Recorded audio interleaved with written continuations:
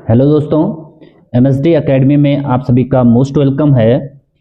जैसा कि मैंने आपको फर्स्ट वीडियोस में बताया था कि हम वन शॉट में क्लास 10th और क्लास 9th की जो साइंस है उसको कंप्लीट करेंगे। उसी क्रम में आज मेरे पास क्या है, एक दूसरा टॉपिक है जिसका नाम है एसिड, बेस एंड सॉल्ट, है ना, यानी अम्ल, क्षार और लवण। इस टॉपिक को भी हम क्या करेंगे, वन शॉट वीडियोस में ही कंप्लीट करेंगे। तो स्टार्ट करते हैं एसिड, बेस एंड सॉल्ट को। जब हम इस चैप्टर को पढ़ते हैं ना, तो हमारे दिमाग में कुछ बातें आती है।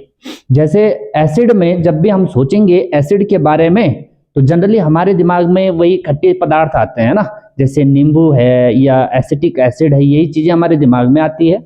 यदि हम बेस अपने दिमाग में लेंगे तो जनरली साबुन हमारे दिमाग में आता है। और सॉल्ट के बारे में तो सबके दिमाग में यही चीजें आती होगी कि जनरली जो नमक होता है ना, तो यही कुछ है और इन्हीं को आज हम पढ़ेंगे।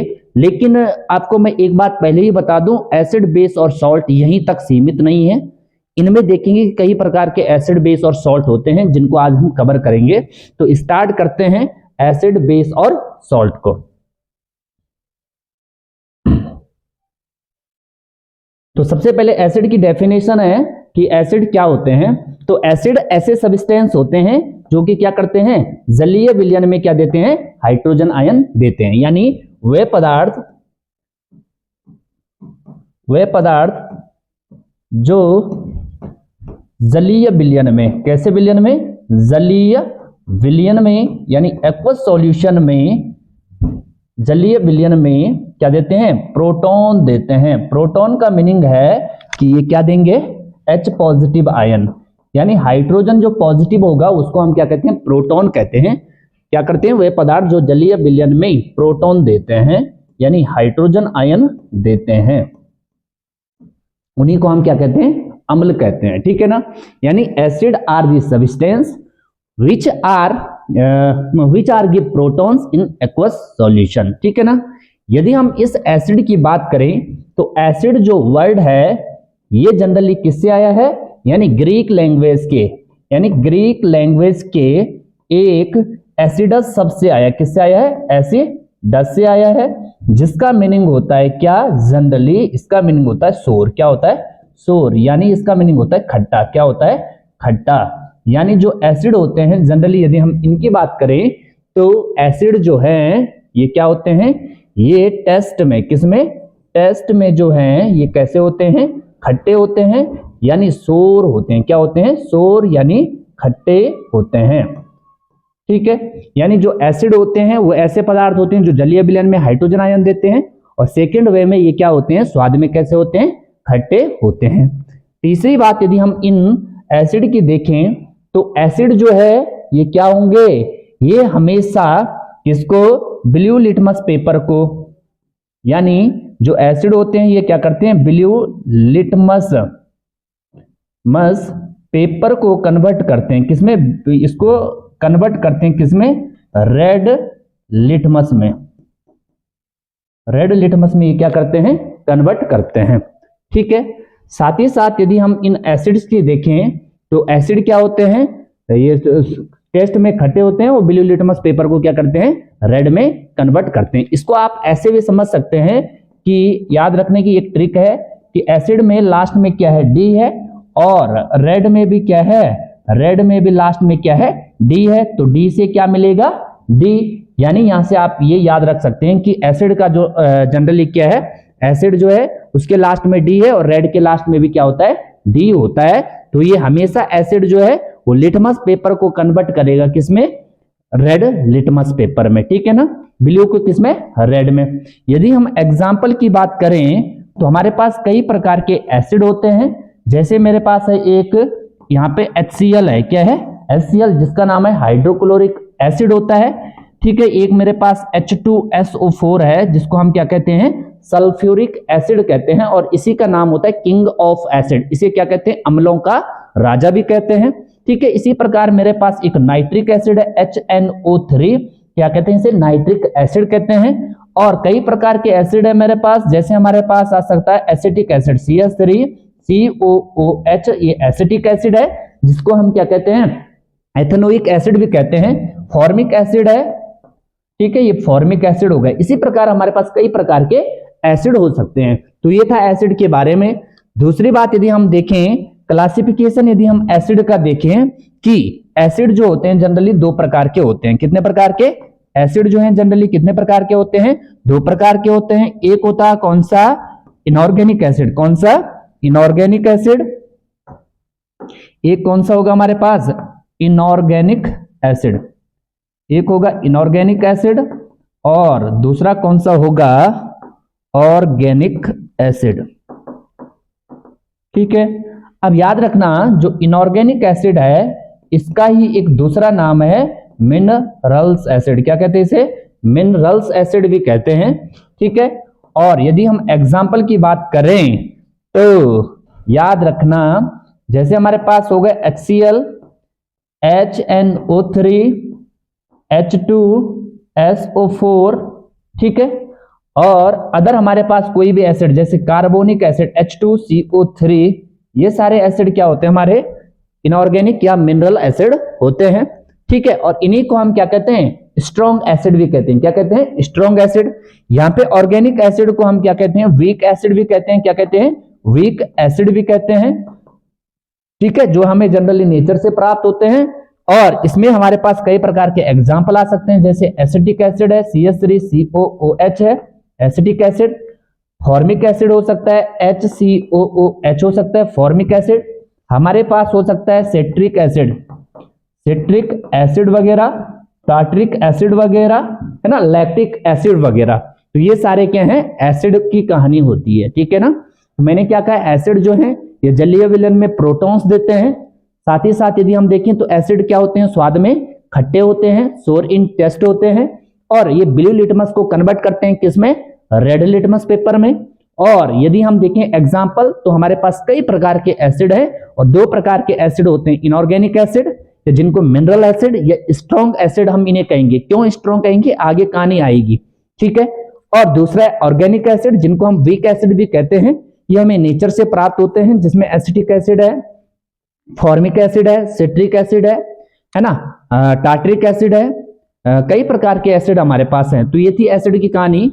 इसी प्रकार यदि हम कहें कि बेस, यानी अब हम किसके बारे में पढ़ेंगे? बेस के बारे में। तो बेस क्या होंगे या जिन्हें हम हिंदी में कहते हैं क्षार या क्षारक कहेंगे। क्या कहेंगे? क्षारक। ठीक है, और इंग्लिश में इन्हें क्या कहते हैं? बेस कहते हैं।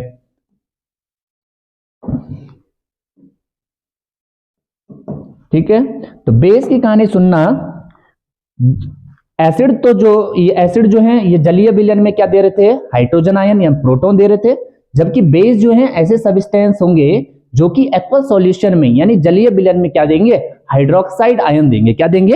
Hydroxide ion. तो लिखेंगे इनमें वे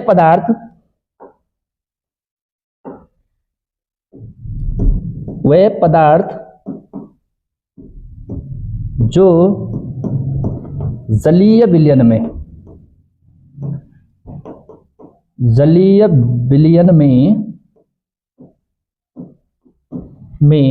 क्या देते हैं? हाइड्रोक्साइड आयन देते हैं। क्या देते हैं? हाइड्रोक्साइड आयन, यानी OH नेगेटिव आयन ही देते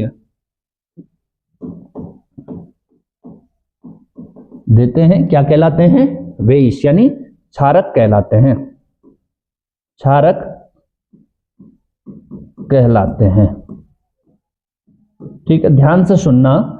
यानी हमारे पास कोई भी एक बेस है, माना मेरे पास क्या है? कोई बेस है NaOH, और यदि आप इसे क्या करते हैं? एक्वस सॉल्यूशन में क्या करते हैं? डिसॉल्व करते हैं। ठीक है ना, यहाँ पे हमारे पास एक्वस सॉल्यूशन यानी वाटर का सॉल्यूशन होगा, तो ये हमेशा क्या देंगे? Na पॉजिटिव, और साथ ही साथ क्या देंगे?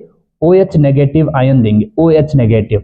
तो जनरली जो क्षारक होते हैं ये जलीय विलयन में OH नेगेटिव आयन ही देते हैं। ठीक है, और ये इसकी डेफिनेशन है।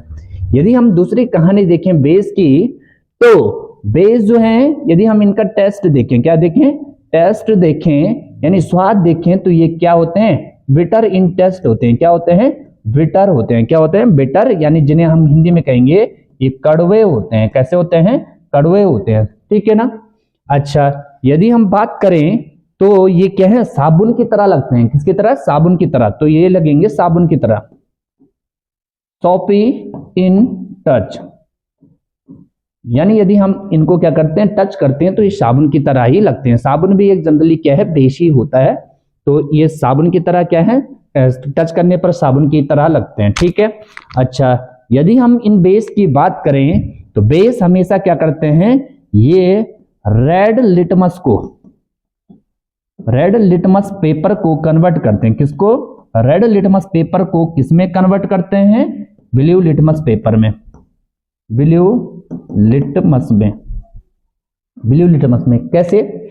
याद रखने की ट्रिक क्या है कि बेस का फर्स्ट जो लेटर है वो क्या है, बी है, और ब्लू का भी फर्स्ट क्या है, बी है, तो बी से क्या मिलेगा, बी। तो ऐसे आप याद रख सकते हैं कि जो बेस होता है वो हमेशा रेड लिटमस को कन्वर्ट करता है, किसमें? ब्लू में। ठीक है। अच्छा, अब हम यदि बेस की कहानी देखें तो बेस के एग्जाम्पल में हमारे पास कुछ बेस होंगे, यानी एग्जाम्पल देखें यदि बेस का, तो हमारे पास क्या आ सकता है, NaOH आ सकता है। इसको क्या कहते हैं, सोडियम हाइड्रोक्साइड या कास्टिक सोडा भी कहते हैं। इसके बारे में हम कंप्लीट पढ़ेंगे आगे। यहाँ पे हमारे पास KOH आ सकता है, जिसे हम पोटेशियम हाइड्रोक्साइड या कास्टिक पोटास कहते हैं। ठीक है। इसी प्रकार कई प्रकार के बेस है हमारे पास। MgOH का होल ट्वाइस, जिसे हम क्या कहते हैं, मिल्क ऑफ मैग्नीशिया कहते हैं। अच्छा, CaOH का होल ट्वाइस, ये भी एक बेस होता है, जिसे हम क्या कहते हैं, लाइम वाटर कहते हैं। क्या कहते हैं? Lime water. ठीक है। अच्छा, इसी प्रकार हमारे पास क्या है, हमारे पास यहाँ पे Na2CO3, जनरली ये भी है आपका बेस ही होता है, सोडियम कार्बोनेट है ना। अच्छा, बेकिंग सोडा भी, ये भी स्लाइटली क्या होता है, बेसिक इन नेचर होता है। ठीक है। तो ये सारे क्या होते हैं, बेस होते हैं।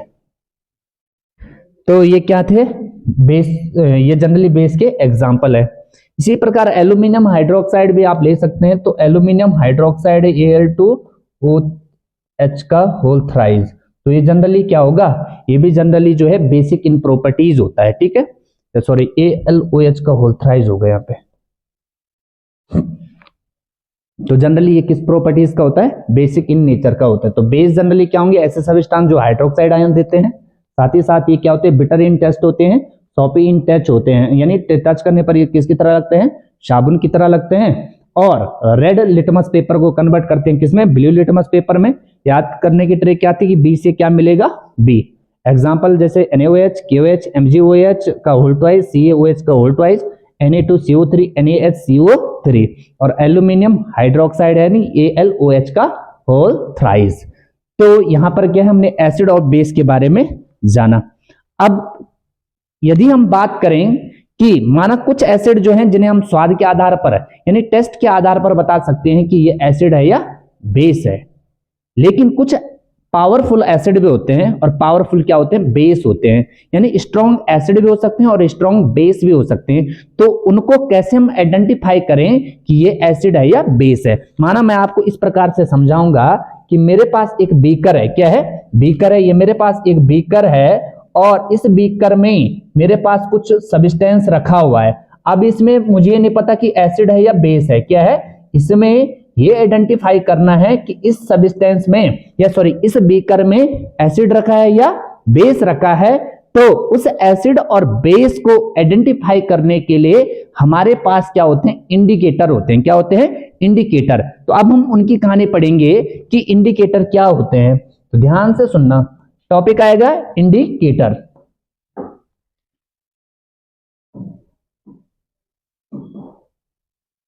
इंडिकेटर जिन्हें हम हिंदी में कहते हैं सूचक।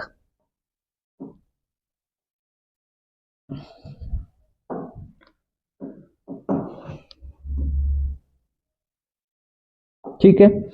अब जनरली सूचक होते क्या है, इंडिकेटर क्या होते हैं, जनरली जो हमें इंडिकेट करते हैं। ठीक है।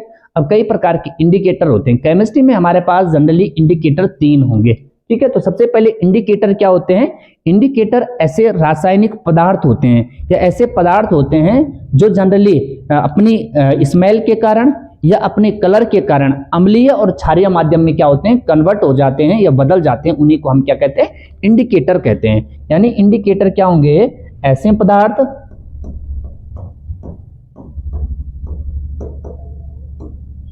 जो अपनी गंध व रंग के कारण अम्लीय व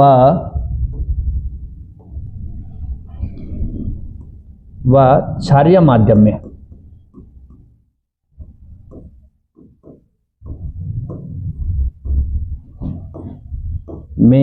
बदल जाते हैं।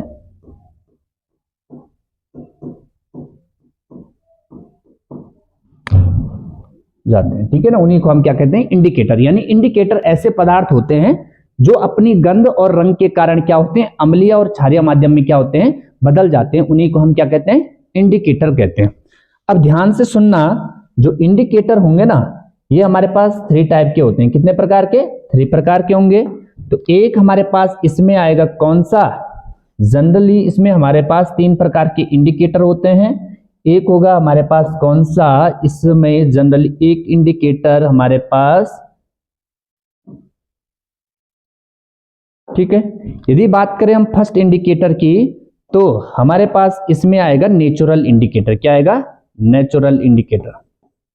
Natural indicator. दूसरा हमारे पास आएगा सिंथेसाइज्ड।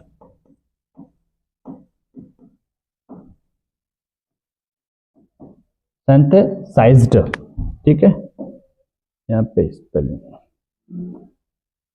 ठीक है। और तीसरा जो हमारे पास आएगा ऑल्फैक्टरी।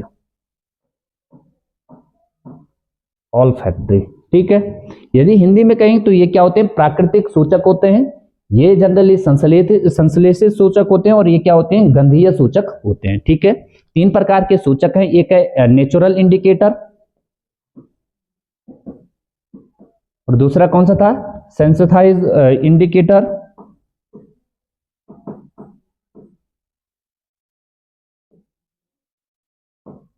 ठीक है। और तीसरा कौन सा था हमारे पास, CA होगा यहाँ पे, CA। और तीसरा है हमारे पास ऑल्फैक्टरी इंडिकेटर, ठीक है। ये 3 प्रकार के हैं। एक है नेचुरल, दूसरा है सेंसिटाइज, और तीसरा क्या होगा, ऑल्फैक्टरी। हिंदी में इसे कहते हैं प्राकृतिक सूचक। क्या कहते हैं? प्राकृतिक। इसे कहते हैं संश्लेषित, संश्लेषित, और इसे कहेंगे क्या, गंधीय सूचक। गंधीय सूचक, ठीक है। अब सबसे पहले हम पढ़ेंगे कि नेचुरल इंडिकेटर क्या होगा। सबसे पहले यदि हम बात करें नेचुरल इंडिकेटर की, तो इसमें हमारे पास फर्स्ट वाला होगा नेचुरल।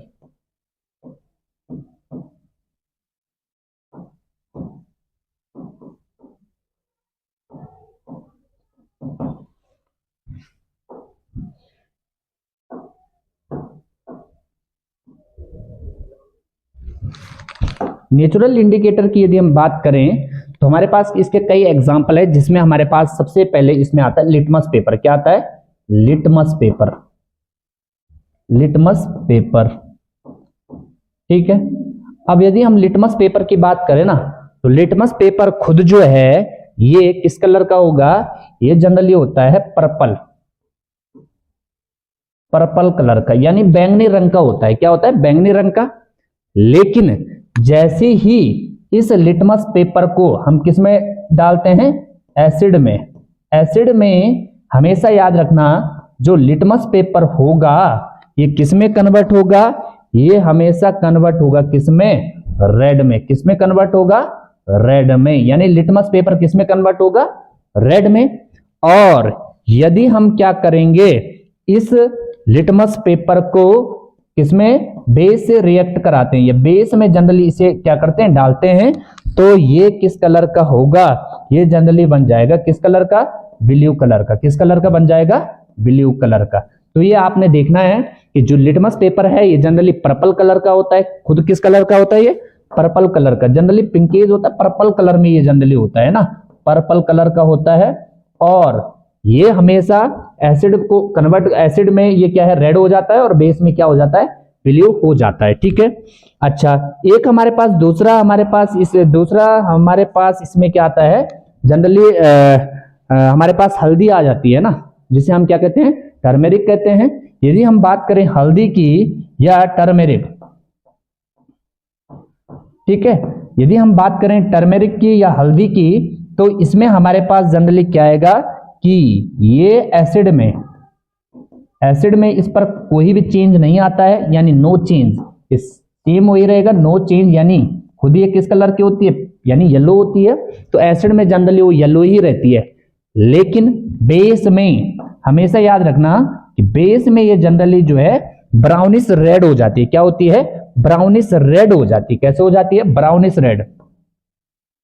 ब्राउनिश रेड कलर में ये जनरली, ब्राउनिश रेडिश हम इसे कहेंगे, क्या कहेंगे? ब्राउनिश रेडिश कलर में ये जनरली कन्वर्ट हो जाता है। तो ये था हमारे पास नेचुरल इंडिकेटर, कि ऐसे इंडिकेटर जो जनरली हमें नेचर से प्राप्त होते हैं, और यदि उन्हें हम एसिड और बेस में जनरली डालते हैं तो वो अलग अलग अपना क्या करता है? कलर शो करता है। तो उन पे हमारे पास था कि जो लिटमस पेपर है खुद वो पर्पल कलर का होता है, एसिड में डालने पर ये क्या होता है? रेड कलर में कन्वर्ट हो जाता है, बेस के साथ ये क्या हो जाता है? ब्लू हो जाता है। ठीक है, उसी प्रकार हमारे पास हल्दी था, और हल्दी जो है खुद क्या है? येलो कलर की होती है। एसिड में ये किस पर कोई भी चेंज नहीं आता है, ये येलो का येलो रहता है, जबकि बेस के साथ ये ब्राउनिश रेडिश होता है। क्या होता है? ब्राउनिश रेडिश होता है। ठीक है ना। इसी प्रकार हमारे पास इसमें आता है यानी सिंथेसिस जो इंडिकेटर होते हैं, सिंथेसिस जो इंडिकेटर होते हैं, इसमें भी हमारे पास क्या आएंगे? जैसे दो फेमस इंडिकेटर है, एक है फेनोल्फथालीन और एक है मिथाइल ऑरेंज। तो स्टार्ट करते हैं सबसे पहले कौन सा? ये यहाँ पे सिंथेसिस जो सिंथेसाइज इंडिकेटर है, इसकी यदि हम बात करें तो इसमें हमारे पास क्या आएगा? फेनोल्फथालीन और क्या? Methyl orange. ठीक है, तो सबसे पहले हम बात करेंगे किसकी? सेंसिटाइज, जो यहां पे हमारे पास आएगा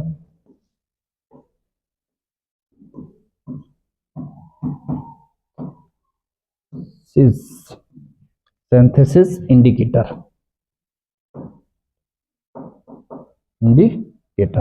ठीक है, अब इसमें यदि हम बात करें तो इसमें हमारे पास दो एग्जांपल है। एक है फेनोल्फथालीन। क्या है? फेनोल्फथालीन।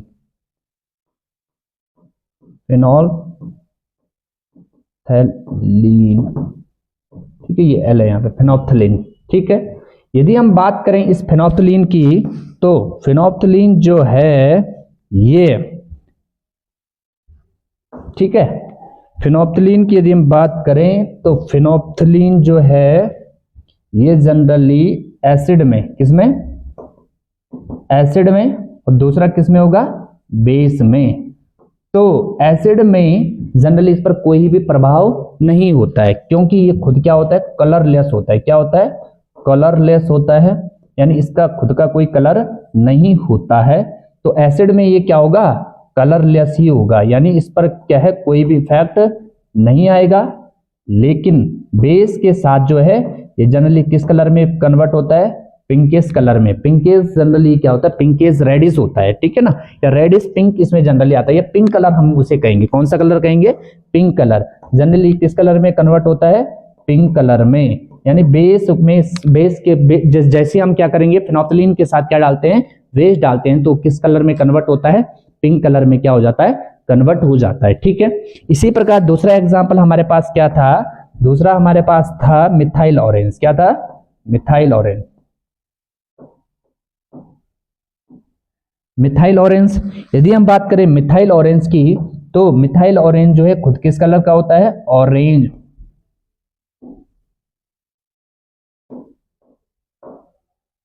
खुद ऑरेंज कलर का होता है।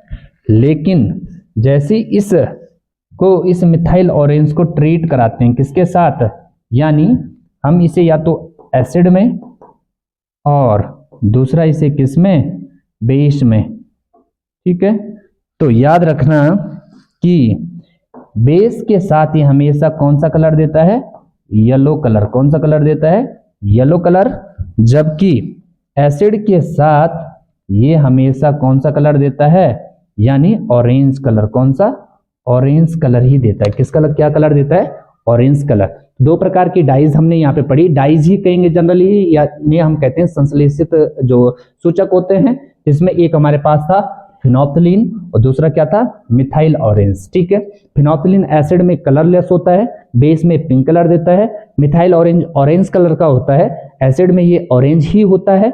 लेकिन बेस में ये क्या होता है, येलो होता है। क्या होता है, येलो। तो ये दो प्रकार की डाइज हमने पढ़ी। अच्छा, कभी कभी ना ये जनरली इसका कलर हम डिफाइन भी नहीं कर सकते हैं, कहीं कहीं पर ये रेडिश भी होता है। क्या होता है, रेडिश भी होता है।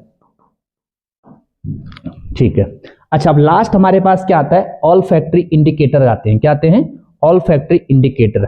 अब यदि हम ऑल फैक्ट्री इंडिकेटर की बात करें तो सबसे पहले दिमाग में यही बात आती है कि इन ऑल फैक्ट्री इंडिकेटर की हमें नीड क्यों हुई, जरूरत क्यों हुई। जब हमारे पास 2-3 इंडिकेटर थे, जैसे कि हमारे पास क्या था, एक तो हमारे पास नेचुरल इंडिकेटर थे और दूसरे हमारे पास क्या थे, यानी सिंथेसिस इंडिकेटर थे। तो इनकी जरूरत क्यों पड़ी। अब माना कोई लोग जो हैं वो जनरली क्या है, कलर के द्वारा डिफाइन कर सकते हैं, है ना, कि कलर क्या है, कैसे कन्वर्ट हो रहा है। ठीक है, तो उनके लिए हमारे पास क्या थे, ये यहाँ पे नेचुरल इंडिकेटर था, सेंसिटाइज इंडिकेटर थे। लेकिन यदि कोई लोग ब्लाइंड है, अंधे हैं, तो वो कैसे कलर को देख सकेंगे। तो खास यानी उन्हीं लोगों के लिए, ब्लाइंड लोगों के लिए इन इंडिकेटर की आवश्यकता हुई, जो जिन्हें हम क्या कहते हैं, ऑल फैक्ट्री इंडिकेटर या गंधीय सूचक, जो कि गंध के द्वारा, स्मेल के द्वारा पता करें कि एसिड क्या है और बेस क्या है। तो याद रखना, इस ऑल फैक्ट्री इंडिकेटर में हमारे पास यहाँ पे क्या होगा, इस ऑल फैक्ट्री इंडिकेटर में हमारे पास जो है, एक तो कौन सा आ सकता है जनरली, यानी इसमें हमारे पास वेनिला आ सकता है। क्या आ सकता है, वेनिला, वेनिला। ठीक है, और याद रखना इनका जो है जनरली एसिड में स्मेल, जो इनकी स्मेल होती है वो सेम रहेगी, लेकिन बेस के साथ इनकी कोई भी स्मेल नहीं आएगी। तो हम पहचान लेंगे कि ये क्या है, बेस है या एसिड। माना हमारे पास बेस है, तो बेस में यदि हमने वेनिला डाल दिया तो जनरली उसकी कोई स्मेल नहीं आएगी, और यदि एसिड के साथ डाला, एसिड उसमें डाला वेनिला में, तो उसकी स्मेल क्या रहेगी, रिमेन कांस्टेंट रहेगी। ठीक है, इसी प्रकार हमारे पास एक दूसरा है कि जैसे हमारे पास क्या हो सकता, ओनियन हो सकता, ऑनियन यानी प्याज हो सकता है ना, प्याज। जनरली प्याज के जो बारीक जो टुकड़े होते हैं उनसे हम पता कर सकते हैं कि हमारे पास एसिड है या बेस है। यदि हम ऑनियन को किसमें, एसिड में डालते हैं, किसमें, एसिड में, एसिड को ओनियन में डालते हैं, तो इसकी स्मेल क्या होती है, सेम, रिमेन कांस्टेंट रहती है। तो यहाँ पे थोड़ा गलत हो गया, नो स्मेल। ठीक है, अच्छा, ये सेम रहेगा। दूसरी चीज, यदि हम इसे किसके साथ ट्रीट करवाते हैं, बेस के साथ, तो यहाँ पे कोई भी स्मेल नहीं आएगी। तो यहां से हम कंफर्म कर लेंगे कि कौन एसिड है, कौन बेस है। इसी प्रकार एक इसमें लौंग का तेल भी आ सकता है। तो सफिशिएंट है इतना कि वेनिला, प्याज जो है ये हमारे पास क्या होते हैं, जनरली ऑल्फैक्टरी इंडिकेटर होते हैं। और कुछ हमारे पास सिंथेसिस इंडिकेटर में हमारे पास फिनोप्थलीन थे, जो कि बेस में पिंक कलर दे रहा था और एसिड के साथ कोई भी इसका कलर नहीं होता, यानी एसिड बेस टाइट्रेशन में ही इनका यूज होता है। और एक हमारे पास मिथाइल ऑरेंज था, जो कि जनरली ऑरेंज कलर की डाइज होती है, ऑरेंज कलर का होता है, और बेस के साथ ये जनरली क्या है, बेस के साथ ये येलो बनाता है, एसिड के साथ वैसे ऑरेंज ही रहता है लेकिन रेडिश कलर में रहेगा।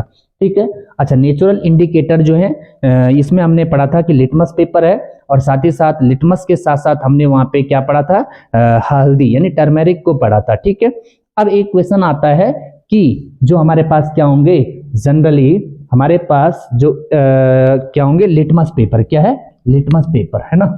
अब हम बात करेंगे लिटमस की, थोड़ा इसके बारे में पढ़ लेते हैं कि लिटमस होता क्या है, लिटमस।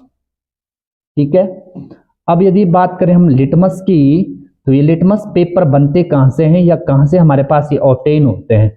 तो यदि हम इस लिटमस की बात करें, तो लिटमस जो है ये जनरली जो है पर्पल कलर के होते हैं। किस कलर के, पर्पल कलर के होते हैं। ठीक है, साथ ही साथ याद रखना, लिटमस जो है ये लाइकेन के पौधों से, किससे, लाइकेन के जो प्लांट होते हैं, लाइकेन के प्लांट, ठीक है ना, वहां से जनरली इन्हें हम प्राप्त करते हैं।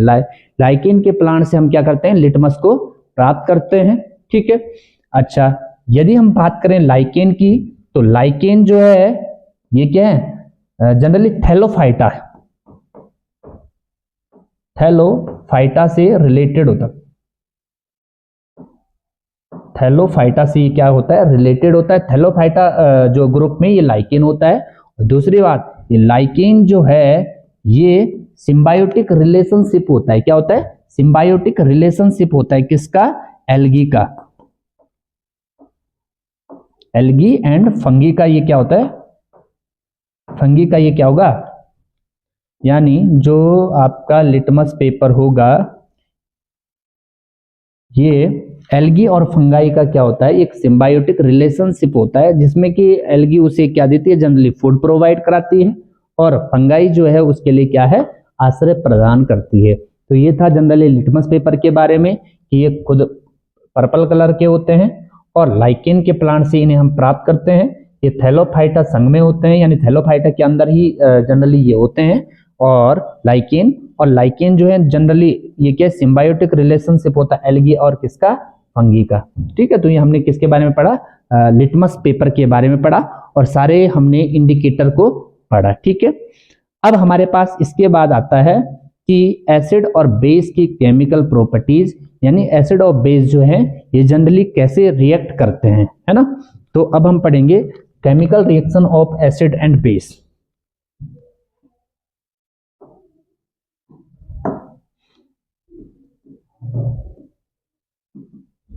Chemical reaction of acid and base.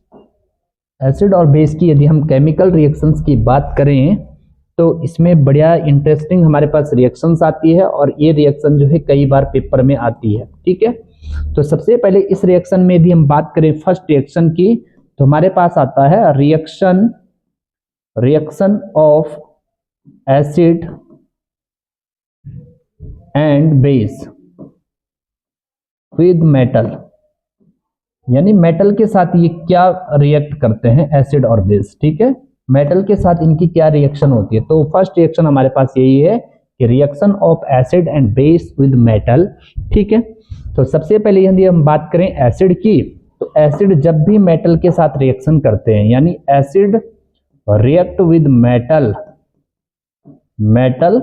तो हमेशा याद रखना कि जब भी इनकी रिएक्शन होती है मेटल के साथ, तो यहां से हमेशा क्या होगा, सॉल्ट प्रिपेयर होता है। क्या प्रिपेयर होता है, सॉल्ट। साथ ही साथ यहां से H2 गैस यानी हाइड्रोजन गैस क्या होती है, लिबरेट होती है। ठीक है, कैसे लिबरेट होगी उसमें हम एग्जाम्पल कुछ चेक करेंगे। माना मेरे पास एक कोई भी एसिड है, मेरे पास HCl है जिसका नाम क्या है, हाइड्रोक्लोरिक एसिड, और इसकी रिएक्शन यदि मेटल के साथ, माना मैंने यहाँ पे सोडियम के साथ रिएक्शन करवा दी, तो जैसे रिएक्शन होगी तो यहाँ पे याद रखना कि यहाँ पे क्या होगा, सॉल्ट बनेगा। सॉल्ट क्या बनेगा, इसका सॉल्ट बनेगा NaCl।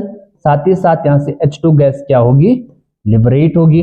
अब रिएक्शन को बैलेंस करेंगे तो बैलेंसिंग के लिए हमें क्या करना पड़ेगा, यहाँ पे हाइड्रोजन 2 है तो यहाँ पे आंख बंद करके 2 लगा देंगे। अब हाइड्रोजन 2 है, Cl यहाँ पे 1 है, यहाँ पे कितना है, 2 है, तो यहाँ पे भी क्या लगा देंगे, 2। अब सोडियम 2 हो गए तो यहाँ पे भी क्या लगा दो, 2। तो पूरी रिएक्शन क्या हो जाएगी, बैलेंस। तो कोई भी एसिड जब भी मेटल के साथ रिएक्शन करता है तो हमेशा क्या होता है, सॉल्ट प्रिपेयर होता है और हाइड्रोजन गैस क्या होती है, लिबरेट होती है। इसी ऑर्डर में हम एक दूसरी रिएक्शन करें। माना मेरे पास यहाँ पे दूसरा ही एसिड है H2SO4, और साथ ही साथ मैंने यहाँ पे मैंने एक मेटल लिया, माना मैं यहाँ पे जिंक ले रहा हूँ। क्या ले रहा हूँ, जिंक।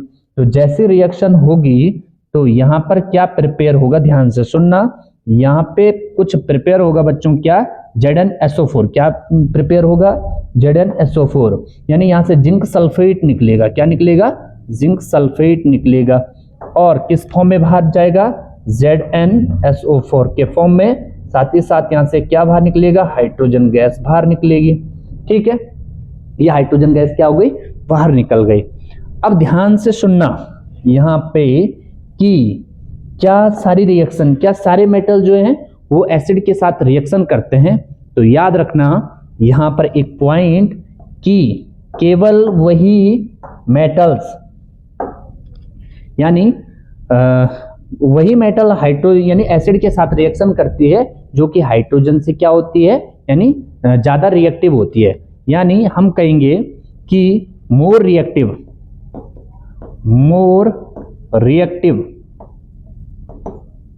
मेटल आर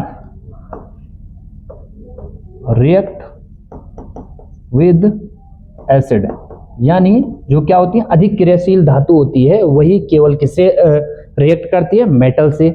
यानी और ऐसी वो कौन कौन हो सकती है, जैसे हमारे पास सोडियम हो सकता है, मैग्नीशियम हो सकता है, कैल्शियम हो सकता है, जिंक हो सकता है, ठीक है, या आयरन हो सकता है। यही जो मेटल है वो रिएक्शन करती है किसके साथ, एसिड के साथ, ठीक है। अच्छा, लेस रिएक्टिव मेटल जैसे हमारे पास कॉपर है, हमारे पास सिल्वर है, गोल्ड है और प्लेटिनम है, ये जो है ये एसिड के साथ जो है कोई भी रिएक्शन नहीं करते हैं, क्योंकि इनमें क्या है, ये जनरली हाइड्रोजन को हाइड्रोजन गैस के फॉर्म में क्या नहीं कर पाती है, जनरली यानी ये जनरली सब्स्टिट्यूट नहीं कर पाती है, ठीक है। तो ये रिएक्शन थी एसिड की किसके साथ, मेटल के साथ।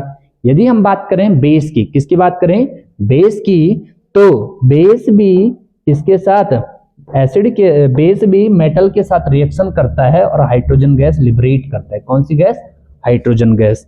तो यहाँ पे हम देखेंगे कि बेस जो होगा, ये बेस भी किसके साथ, जनरली मेटल के साथ रिएक्शन करता है, मेटल के साथ रिएक्शन करके क्या बनाता है, सॉल्ट बनाएगा और साथ ही साथ क्या करेगा, हाइड्रोजन गैस को लिबरेट करेगा, ठीक है।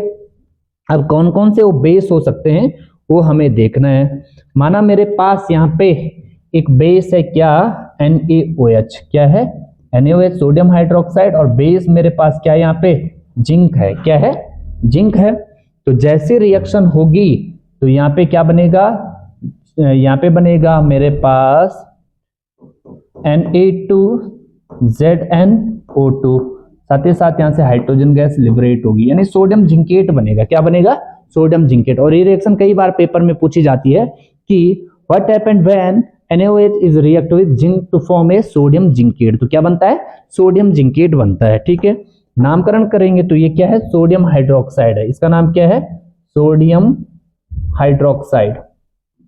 ये सोडियम हाइड्रोक्साइड है और इसकी रिएक्शन जब भी जिंक के साथ होगी तो यहाँ पे क्या बनेगा, सोडियम जिंकेट बनेगा, जिंकेट बनेगा, ठीक है, ये जिंकेट बन गया। अच्छा, यदि हम दूसरी रिएक्शन इसी में देखें कि माना मेरे पास यहाँ पे क्या है, NaOH है, KOH कुछ भी ले लो, यहाँ पे NaOH है और रिएक्शन हो रही किसके साथ, एल्यूमिनियम के साथ, किसके साथ, एल्यूमिनियम के साथ। अब यहाँ पे एक बात याद रखना बच्चों कि एल्यूमिनियम हमेशा हाइड्रेट फॉर्म में पाया जाता है, किस फॉर्म में, हाइड्रेट फॉर्म में। तो मैंने वाटर भी उसके साथ ले लिया है, और जैसी ये रिएक्शन होगी तो यहाँ पे याद रखना कि यहाँ पे क्या बनेगा, सोडियम एल्यूमिनेट, यानी NaAlO2 बनेगा, साथ ही साथ यहाँ से क्या होगी, हाइड्रोजन गैस लिबरेट होगी। अब इस रिएक्शन को आप चेक कर सकते हैं कि यहाँ पे ये क्या है, Na एक है, Na है, एल्यूमिनियम 1 है, यहाँ पे 1 है, ऑक्सीजन यहाँ पे 2 है और हाइड्रोजन भी यहाँ पे क्या है, 2 है। तो पूरी रिएक्शन क्या है, बैलेंस है, ठीक है। अब यहाँ पे हमने देखा कि ये हमारे पास क्या था, सोडियम हाइड्रोक्साइड, क्या था, सोडियम हाइड्रोक्साइड, सोडियम हाइड्रोक्साइड था, और एल्यूमिनियम के साथ, हाइड्रेट एल्यूमिनियम के साथ जब भी रिएक्शन होगी तो यहाँ पे क्या बनेगा, सोडियम एल्यूमिनेट बनेगा, एल्यूमिनेट बनेगा, ठीक है। यहाँ पे क्या बनेगा, सोडियम एल्यूमिनेट। अच्छा, यहाँ पे कुछ बात याद रखनी है कि सभी मेटल जो है वो किसके साथ रिएक्शन नहीं करती है, बेस के साथ रिएक्शन नहीं करती है। केवल कुछ ही मेटल जैसे जिंक होगी, एल्यूमिनियम हो गई, यही जो है बेस के साथ क्या करती है, रिएक्शन करती है, ठीक है। अच्छा, अब यहाँ पे ना जनरली हाइड्रोजन गैस लिबरेट हो रही है, हाइड्रोजन गैस लिबरेट हो रही है, तो और यहाँ पे भी जनरली क्या है, हाइड्रोजन गैस लिबरेट हो रही है। तो ये हाइड्रोजन गैस यहाँ से लिबरेट हो रही है, इसके लिए कुछ टेस्ट होते हैं। तो यहाँ पे मैं टॉपिक लगाऊंगा test for hydrogen gas, test for hydrogen gas, ठीक है। हाइड्रोजन गैस के लिए क्या टेस्ट होगा हमारे पास, तो माना मेरे पास एक बलून है, क्या है, एक बलून है, और उस बलून में मेरे पास कोई एक बलून है, ठीक है ना। इस बलून में मैंने क्या है, हाइड्रोजन गैस जो है वो फिल की है, हाइड्रोजन गैस क्या है, फिल की है। तो जैसी इस बलून के सामने में कुछ भी चीज, यानी माना मैं इसके सामने एक कैंडल ले जाता हूं, क्या ले जाता हूं, कैंडल, और वो क्या है, जलती हुई कैंडल ले जाता हूं, तो यहां से हमेशा एक पॉप साउंड निकलता है, क्या निकलता है, पॉप साउंड निकलता है, एक धमाके की आवाज आती है जिसको हम क्या कहते हैं, पॉप साउंड टेस्ट कहते हैं। तो जब भी क्या है, जलती हुई मोमबत्ती किसके सामने ले जाते हैं हम, हाइड्रोजन गैस के सामने ले जाते हैं, तो हमेशा याद रखना वहां से क्या है, पॉप साउंड निकलता है। कौन सा साउंड निकलता है, पॉप साउंड निकलता है। और यही टेस्ट होता है किसके लिए, हाइड्रोजन गैस के लिए, ठीक है ना। तो हाइड्रोजन गैस के लिए कौन सा टेस्ट था, पॉप साउंड टेस्ट। तो ये रिएक्शन हमने देखी कि हमने एसिड और बेस के साथ मेटल की रिएक्शन की तो हमेशा कौन सी गैस निकलती है, हाइड्रोजन गैस, ठीक है। इसी ऑर्डर में हमारे पास एक दूसरी रिएक्शन है, और वो रिएक्शन क्या है, reaction of acid and base. Reaction of acid and base with metal carbonate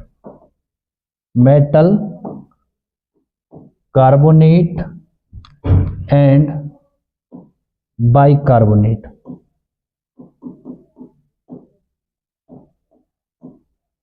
यानी हमने क्या करना है, एसिड बेस की रिएक्शन किसके साथ करानी है, मेटल कार्बोनेट और मेटल बाई कार्बोनेट के साथ।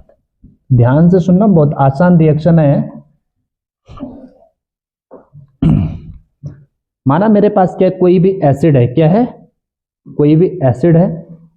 इस एसिड की रिएक्शन जैसे आप किसके साथ कराते हैं, मेटल कार्बोनेट के साथ। किसके साथ, मेटल कार्बोनेट के साथ, वो नेट के साथ कराएंगे। तो याद रखना, यहां पर जैसे आप मेटल कार्बोनेट के साथ रिएक्शन करवाओगे तो इसमें हमेशा क्या निकलेगा, इसमें एक तो बनेगा सॉल्ट। क्या बनेगा, एक बनेगा सॉल्ट, मेटल का सॉल्ट बनेगा। साथ ही साथ यहां से CO2 गैस लिबरेट होगी, साथ ही साथ यहां से क्या होगा, वाटर का मॉलिक्यूल बनेगा। यानी acid react with metal carbonate to form a salt, liberate of carbon dioxide gas and water का मॉलिक्यूल प्रिपेयर होगा, ठीक है। और इसी प्रकार यहां पर आप किसके साथ रिएक्शन कराएंगे, एसिड की रिएक्शन यदि आप किसके साथ कराते हैं, एसिड प्लस यहाँ पे मेटल बाई कार्बोनेट लेंगे। क्या लेंगे, मेटल बाई कार्बोनेट, या हाइड्रोजन कार्बोनेट भी कह सकते हैं। मेटल बाई कार्बोनेट या हाइड्रोजन बाई कार्बोनेट के साथ जब भी रिएक्शन होगी तो याद रखना यहाँ पर क्या बनेगा, यहाँ पर सेम वे में एक तो बनेगा सॉल्ट। क्या बनेगा, सॉल्ट बनेगा। सॉल्ट के साथ क्या प्रिपेयर होगा, CO2 गैस प्रिपेयर होगी और वाटर का मॉलिक्यूल बनेगा, ठीक है। ये कहानी हमारे पास होगी। अब एग्जांपल लेंगे बच्चों यहाँ पे कि माना मेरे पास कुछ एग्जांपल है, मैंने एसिड क्या ले लिया, HCl। क्या लिया, HCl, और मेटल कार्बोनेट में मैंने यहाँ पे सोडियम कार्बोनेट लिया। क्या लिया, सोडियम का कार्बोनेट, यानी Na2CO3। कार्बोनेट का मीनिंग क्या है, यानी ये वाला ग्रुप CO3 2 नेगेटिव ग्रुप, ठीक है। इसको हम क्या कहते हैं, कार्बोनेट कहेंगे। और इसके साथ मेटल जोड़ दो तो मेटल का क्या बन जाएगा, कार्बोनेट। तो यहाँ पे सोडियम का कार्बोनेट मैंने बनाया, और जैसी इनकी रिएक्शन हुई तो यहाँ पर क्या प्रिपेयर हुआ, तो यहाँ पर कुछ इस प्रकार से हमारे पास क्या बनेगा, NaCl बनेगा। क्या बनेगा, NaCl, यानी मेरे पास क्या प्रिपेयर होगा, NaCl, और साथ ही साथ यहाँ से क्या बनेगा, एक CO2 और एक क्या बनेगा, H2O। रिएक्शन को बैलेंस करेंगे, यहाँ पे बस आप क्या लगा दो, 2 लगा दो तो शायद पूरी रिएक्शन बैलेंस हो जाएगी। यहाँ पे देखो 2 Na और 2 Cl है, तो यहाँ पे भी आप क्या कर दो, 2 लगा दो, पूरी रिएक्शन बैलेंस है भाई। कैसे, देखो यहाँ पे Cl है 2, यहाँ पे Na है 2, तो यहाँ पे 2 NaCl, यहाँ पे CO या एक कार्बन है, एक कार्बन है, ऑक्सीजन कितने 3 है, तो 2 1 3 हो गई, हाइड्रोजन 2 है, हाइड्रोजन 2 है, पूरी रिएक्शन क्या है, बैलेंस है। तो HCl है, यहाँ पे सोडियम कार्बोनेट है तो NaCl बना, CO2 और वाटर का मॉलिक्यूल, ठीक है। सेम वे में यदि हम देखेंगे, यदि यहाँ पे मैं एक एसिड दे रहा हूँ, क्या ले रहा हूँ, एक कोई भी एसिड दे रहा हूँ, माना मैंने यहाँ पे एक एसिड कौन सा लिया, यहाँ पे H2SO4 लिया, और रिएक्शन किसके साथ की, यहाँ पे कुछ भी ले सकते हैं, यानी मैं मैग्नीशियम कार्बोनेट दे रहा हूँ। क्या ले रहा हूँ, मैग्नीशियम कार्बोनेट MgCO3 या कैल्शियम कार्बोनेट दे सकते हैं और भी अच्छा रहेगा। तो जैसी रिएक्शन होगी तो यहाँ पर सेम कंपाउंड बनेगा, यहाँ पे क्या बनेगा MgSO4, क्या निकलेगा बाहर MgSO4। देखो यहाँ से हम ऐसा निकाल सकते हैं, यहाँ से Mg और यहाँ से SO4 बाहर निकालो, किस फॉर्म में निकलेगा बाहर MgSO4 के फॉर्म में मैग्नीशियम सल्फेट बनेगा, जो कि ये क्या होगा सॉल्ट, साथ ही साथ यहाँ से CO2 गैस और एक वाटर का मॉलिक्यूल। ये रिएक्शन कैसे हुई देखो, यहाँ से मैग्नीशियम सल्फेट बना, यहाँ पे H2 और एक ऑक्सीजन OH2O के फॉर्म में, फिर यहाँ पे CO2 बना। तो जब भी एसिड की रिएक्शन कार्बोनेट के साथ होती है तो सॉल्ट प्रिपेयर होता है, CO2 गैस और हाइड्रोजन यानी वाटर का मॉलिक्यूल। अब इसी प्रकार यदि हम क्या लेंगे, यहाँ पे एक दूसरा केस बनाएंगे कि मैं यहाँ पे रिएक्शन किसकी कर रहा हूं, मैं यहाँ पर रिएक्शन कर रहा हूं किसकी, यानी मैं यहाँ पे अब रिएक्शन कर रहा हूं एसिड की, किसकी एसिड की। यहाँ पे HCl लिया मैंने और मैं कार्बोनेट न लेके बाइकार्बोनेट दूंगा, तो मैंने यहाँ पे लिया NaHCO3 सोडियम बाइकार्बोनेट लिया, क्या लिया सोडियम बाइकार्बोनेट। तो जैसी रिएक्शन होगी तो यहाँ पे क्या बनेगा, यहाँ पे कुछ इस प्रकार की कहानी आएगी कि यहाँ से क्या निकलेगा एक सॉल्ट निकलेगा, और सॉल्ट कौन सा निकाल सकते हैं आप NaCl, क्या निकाल सकते हैं NaCl। अब इसे क्या करना है NaCl है ना ClNa, तो इसे थोड़ा उंडू फुंडू करना है इधर उधर, तो यहाँ से क्या निकलेगा NaCl। साथ ही साथ यहाँ से क्या ClNa नहीं लिखना है, क्या लिखना है NaCl, मैंने बताया ना इसे क्या करना है उंडू फुंडू। फिर यहाँ पे H2 है और एक ऑक्सीजन, क्या निकाल दो यहाँ से H2O, यहाँ पे क्या बना CO2, तो एक निकाल दो CO2, साथ ही साथ एक निकाल दो H2O, यही बनाएगा भाई बनेगा इसमें कंपाउंड। कैसे, यहाँ पे NaCl है, यहाँ पे CO2 एक ऑक्सीजन बची H2O के साथ, उसे ले लो। फिर यहाँ पे दूसरा मैं माना मैं H2SO4 ले रहा हूँ, H2SO4 और रिएक्शन करेंगे किसके साथ सोडियम कैल्शियम यानी सोडियम कार्बोनेट के साथ करो, सोडियम बाइकार्बोनेट के साथ। तो जैसी रिएक्शन होगी तो यहाँ से क्या निकाल सकते हैं आप बाहर, देखो यहाँ पे ये, और जैसी रिएक्शन होगी यहाँ से अब फिर वही कंडीशन लगाएंगे कि यहाँ पे आप क्या निकाल सकते हैं Na2SO4, क्या निकाल सकते हैं Na2SO4। वो कैसे निकलेगा वो अभी देखेंगे, यहाँ से निकलेगा Na2SO4, साथ ही साथ यहाँ से क्या निकलेगा CO2 और यहाँ से H2O। ठीक है, रिएक्शन को बैलेंस करेंगे तो बैलेंस करने में आपको क्या करना पड़ेगा, यहाँ पे Na कितने लेने पड़ेंगे 2, ठीक है, फिर Na2SO4 हो जाएगा। अब हाइड्रोजन कितना हो 2 2 4 हो गया, तो यहाँ पे क्या लगा दो 2 लगा दो, और ऑक्सीजन भी यहाँ पे कितने लगा दो 2 लगा दो, तो पूरी रिएक्शन क्या हो जाएगी बैलेंस हो जाएगी। तो जब भी एसिड की रिएक्शन जो है वो मेटल कार्बोनेट और मेटल बाइकार्बोनेट के साथ होती है तो क्या बनता है सॉल्ट, CO2 गैस और वाटर बनता है। ठीक है, अब इसी प्रकार हम बेस की रिएक्शन किसके साथ कराएंगे, मेटल कार्बोनेट और मेटल बाइकार्बोनेट के साथ कराएंगे। लेकिन उससे पहले एक बड़ा सा नोटेड पॉइंट है जो कि आपको कैसा लिखना है, बड़ा बड़ा लिखना है, ठीक है ना, कि वो क्या है base, base are does not react with metal carbonate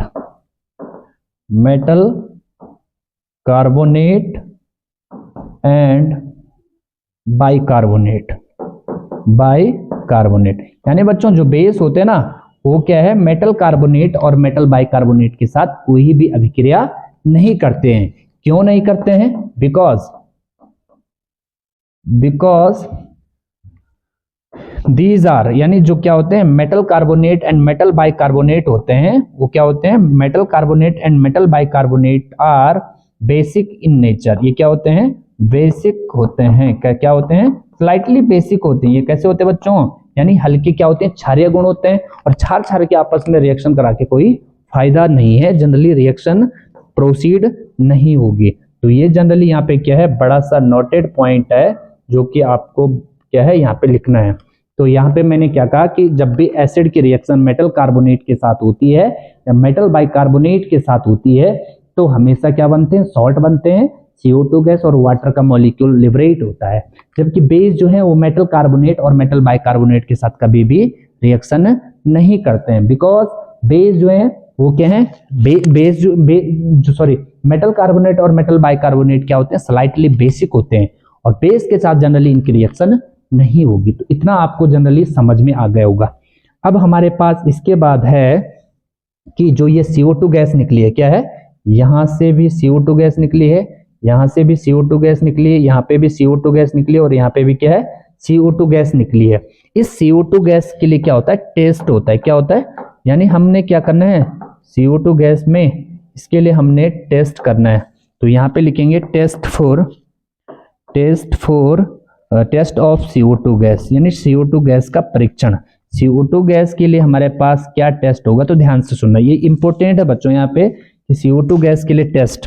ठीक है, अब यहाँ पे माना मेरे पास ये रिएक्शन थी, अब CO2 गैस निकली है या नहीं निकली है, तो इसका टेस्ट हम कैसे करेंगे। हम क्या करेंगे, इसके लिए कोई फ्रेशली प्रिपेयर्ड हम क्या लेंगे, लाइम वाटर लेंगे, यानी लाइम वाटर को पहले से हम प्रिपेयर कर लेंगे। तो माना मेरे पास क्या है, लाइम वाटर है, CaOH का होल ट्वाइस, यही हमारे पास क्या होता है, लाइम वाटर होता है।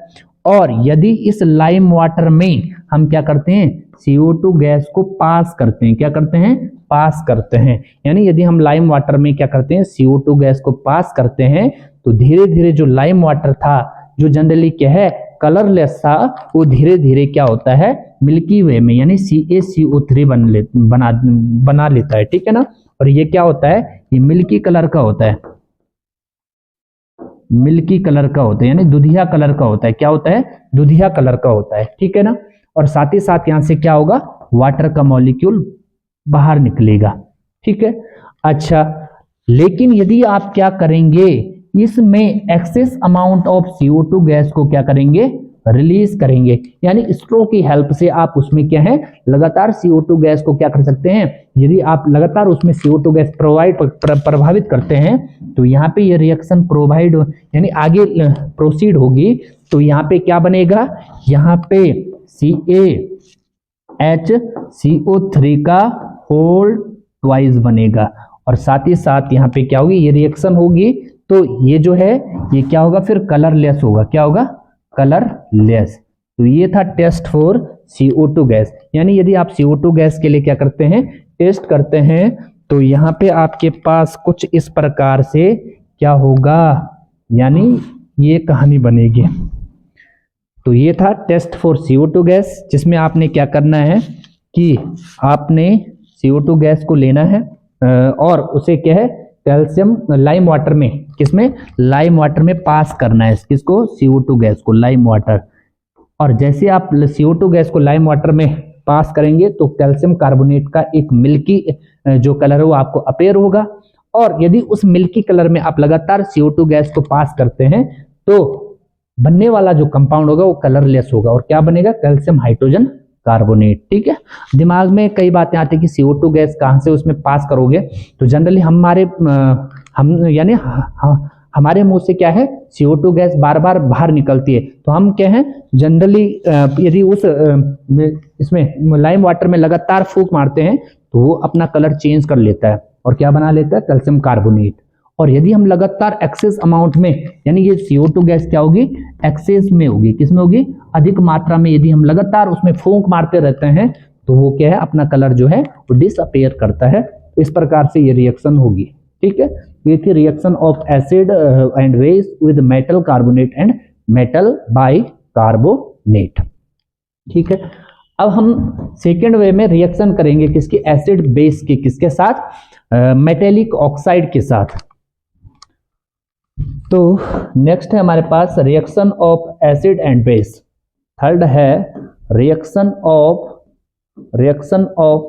Acid and base, reaction of acid and base with metal carbonate, sorry metallic oxide, metallic oxide किसके साथ, मेटेलिक ऑक्साइड के साथ यदि हम क्या करेंगे, रिएक्शन करेंगे किसकी, एसिड और बेस की, देन क्या होगा वो चीजें हम देखेंगे।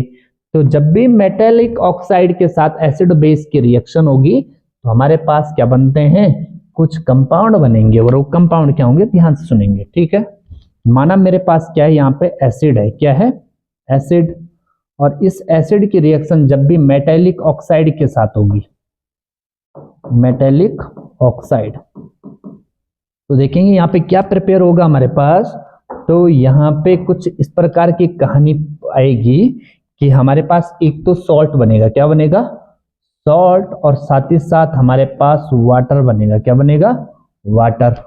ठीक है, अच्छा अब यहाँ पे एग्जांपल लेंगे, माना मेरे पास यहाँ पे क्या है, एक एसिड है, और एसिड में माना मेरे पास क्या HCl है, क्या है, HCl, और मेटेलिक ऑक्साइड यानी मेटल के ऑक्साइड होते हैं, कोई भी मेटल है, माना मेरे पास मैग्नीशियम है और इसके साथ ऑक्सीजन लगा दूं तो मैग्नीशियम ऑक्साइड, जो कि एक मैग्नीशियम का ऑक्साइड, मेटेलिक ऑक्साइड। सोडियम का ऑक्साइड क्या होगा, Na2O, सोडियम का ऑक्साइड। कैल्शियम ऑक्साइड है तो CaO, ये सारे क्या हैं, मेटल के ऑक्साइड हैं। ठीक है, इनकी रिएक्शन ही हम वहां पे कराएंगे। तो जब भी इनके साथ रिएक्शन होगी तो क्या बनेगा, सॉल्ट, और साथ ही साथ क्या बनेगा, वाटर बनेगा। तो मैंने यहाँ पे HCl लिया और मेटेलिक सॉल्ट, मेटेलिक ऑक्साइड यहाँ पे Na2O, क्या लिया, Na2O। तो इनकी जैसी रिएक्शन होगी तो यहाँ पे क्या प्रिपेयर होगा वो देखेंगे। यहाँ पे आपने क्या करना है, यहाँ से Na, यहाँ से Cl, क्या बाहर निकाल दो, NaCl, और साथ ही साथ क्या निकाल दो बाहर, वाटर का मॉलिक्यूल। रिएक्शन को बैलेंस करेंगे तो यहाँ पे क्या करना पड़ेगा, आपको 2 लगाना पड़ेगा, और यहाँ पे भी क्या लगाना पड़ेगा, 2। पूरी रिएक्शन क्या हो जाएगी, बैलेंस। यहाँ पे Na2 और यहाँ पे Na और यहाँ पे Cl, तो यहाँ से 2 NaCl निकलेगा, और फिर यहाँ पे H2 और एक ऑक्सीजन, तो H2O के फॉर्म में बाहर। ठीक है, अच्छा इसी प्रकार आप एक दूसरी रिएक्शन कर सकते हैं। माना आपने यहाँ पे क्या लिया, यहाँ पे आपने लिया H2SO4, क्या लिया, H2SO4, और साथ ही साथ आपने क्या लिया, यहाँ पे आपने लिया कैल्शियम सल्फेट यानी कैल्शियम ऑक्साइड। ठीक है, तो जब भी रिएक्शन आप करेंगे तो यहाँ पे क्या होगा, यहाँ पे जो है जैसे रिएक्शन होगी तो यहाँ पे क्या है, CaSO4 बनेगा, क्या बनेगा, CaSO4, कैल्शियम सल्फेट बनेगा, क्या बनेगा, कैल्शियम सल्फेट, और साथ ही साथ यहाँ से क्या होगा, वाटर का मॉलिक्यूल बाहर होगा। कौन सा, वाटर का मॉलिक्यूल। रिएक्शन ऑलरेडी बैलेंस्ड है। अब इन रिएक्शंस में हमने देखा कि एसिड जब भी रिएक्शन मेटेलिक ऑक्साइड के साथ करता है तो सॉल्ट और वाटर बनता है। ठीक है, अच्छा तो यहां पर हम देखेंगे कि जब भी ये रिएक्शन हो रही थी ना, तो ये एसिड था, क्या था, ये एसिड है। तो जब ये रिएक्शन हुई तो कहीं ना कहीं जो है ये क्या है, बेसिक प्रॉपर्टीज के होंगे, किस नेचर के, बेसिक नेचर के। तो हमेशा एक पॉइंट याद रखना कि मेटेलिक ऑक्साइड, जो मेटेलिक ऑक्साइड होते हैं, metallic oxide are basic in nature, ये क्या होते हैं, बेसिक नेचर के होते हैं, यानी क्षारीय गुण इनका होता है। कौन सा गुण होता है, क्षारीय गुण इनका होता है। ठीक है, और इसे आप लोग याद रखना, पेपर में कभी कभी पूछ लेता है कि मेटेलिक ऑक्साइड होते हैं एसिडिक नेचर के, बेसिक नेचर के, बोथ और नन ऑफ दीज, तो क्या होंगे, बेसिक नेचर के होंगे। अब दूसरी कहानी यहाँ पे नोटेड पॉइंट दोबारा है कि क्या बेस रिएक्शन करेंगे, तो नोट बना के लिखेंगे कि base does not, base does या do not react with, do not react with metallic oxide, metallic oxide, इनकी रिएक्शन किसके साथ नहीं होगी, मेटेलिक ऑक्साइड के साथ नहीं होगी। ठीक है, यहां पे सिंगल टी आएगा, मेटेलिक ऑक्साइड के साथ इनकी कोई रिएक्शन नहीं होगी। क्यों नहीं होगी, बिकॉज मेटेलिक ऑक्साइड जो होंगे, मेटेलिक ऑक्साइड